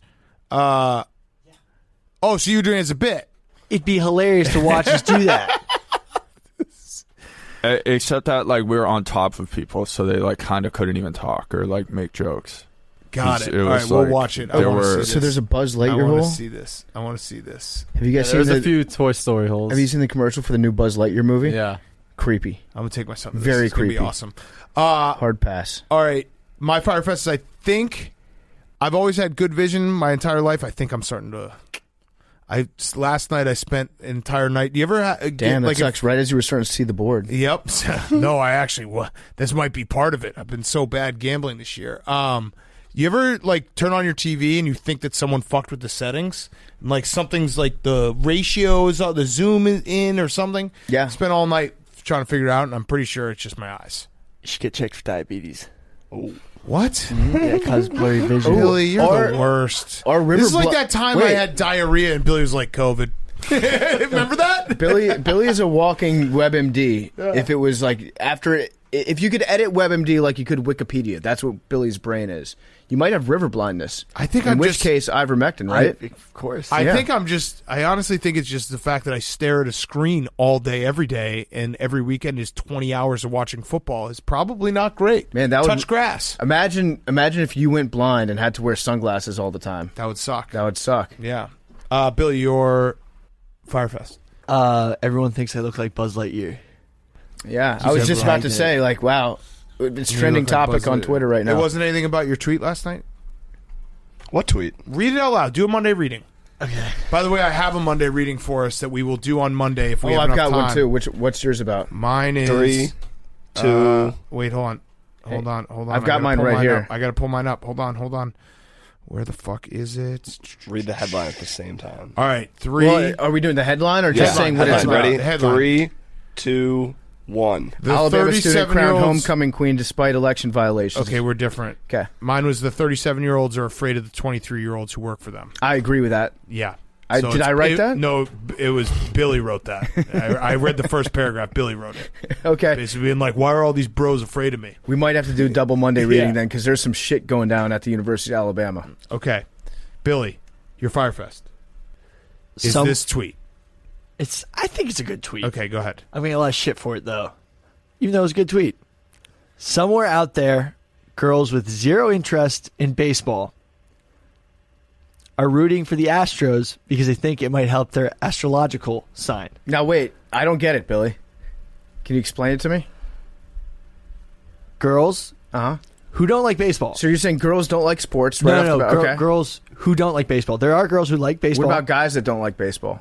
Maybe who are also a fan of astrology. Yeah, so why did you say girls specifically? Because they don't have interest in baseball. Well, anyway, they're rooting for the Astros because they think it might help their astrological sign. Okay. because they have no skin in the game and they're just rooting for the Astros because it reminds them of Because the astrology. name and some of the players eat pancakes because they do pancake blocks. Yes. Can you put in a laugh track there, Hank? On Billy reading his tweet aloud. I did like the quote tweets. So, like, some people obviously were trying to cancel you for real. Like, those people are losers. I like this person, though, who, Alexis, who is mad about the astrology part of it. She said, if they have zero interest in baseball, why would they be rooting for anybody? This is dumb. Say you don't understand astrology and go. I'm going to retweet it right now, actually.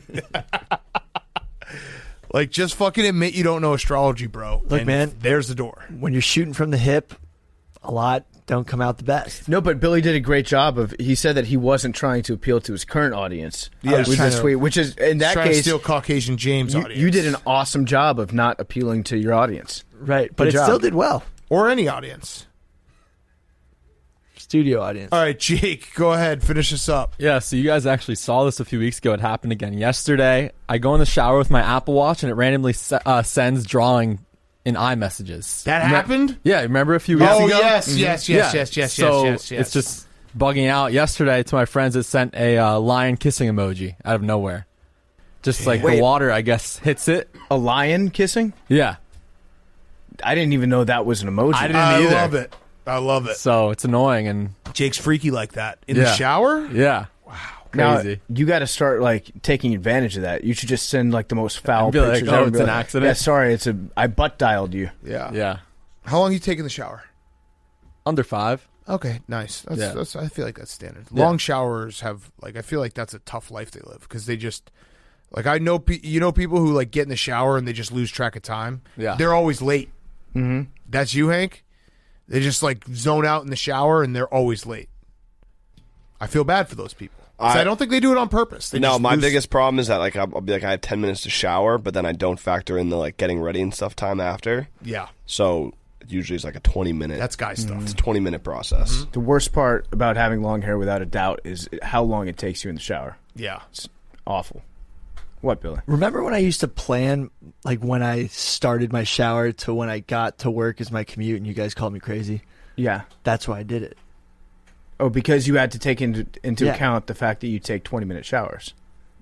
No, but just like... How long does it take to, like, do you shower with the So, frogs for example, or do they get bathed separately? He uses them as loofahs. It takes me exactly an hour from when I start getting ready to get to work. Got it. Okay. This is another good reply to Billy's tweet. Somebody replied asking you a question. What sign would this be helping? Which is a fair point. It's nothing. And then Billy says, astrology as a whole. Like rooting for the league. It would just be helping out the entire industry. Oh, man. All right, numbers. 93. By the way, Army has less passing yards than the Bears. 614. There we go, Billy. 18. Thank God. That would have bumped 69. me out. A team that literally doesn't want to pass. Ape strung 97. together. Oh, yeah. Reminder, Kyler Murray's Mr. September, October for today. Say it again. Kyler Murray's Mr. September, October. You said the beginning of next season and Thursday. 38. I don't remember 38. I don't either.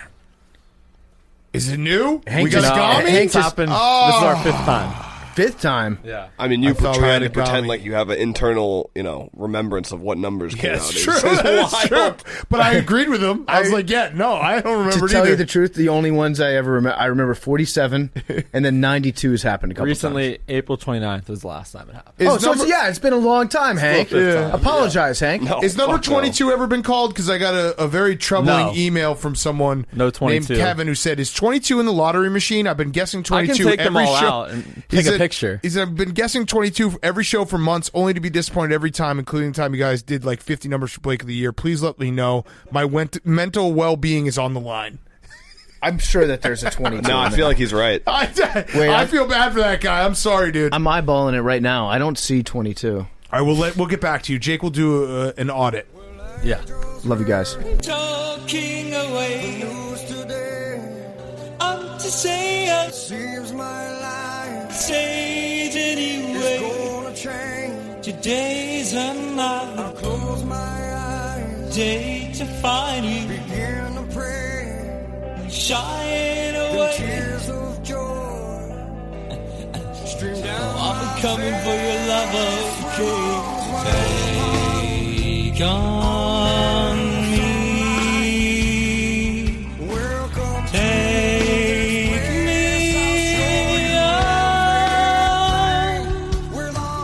I'll be gone in a day or two.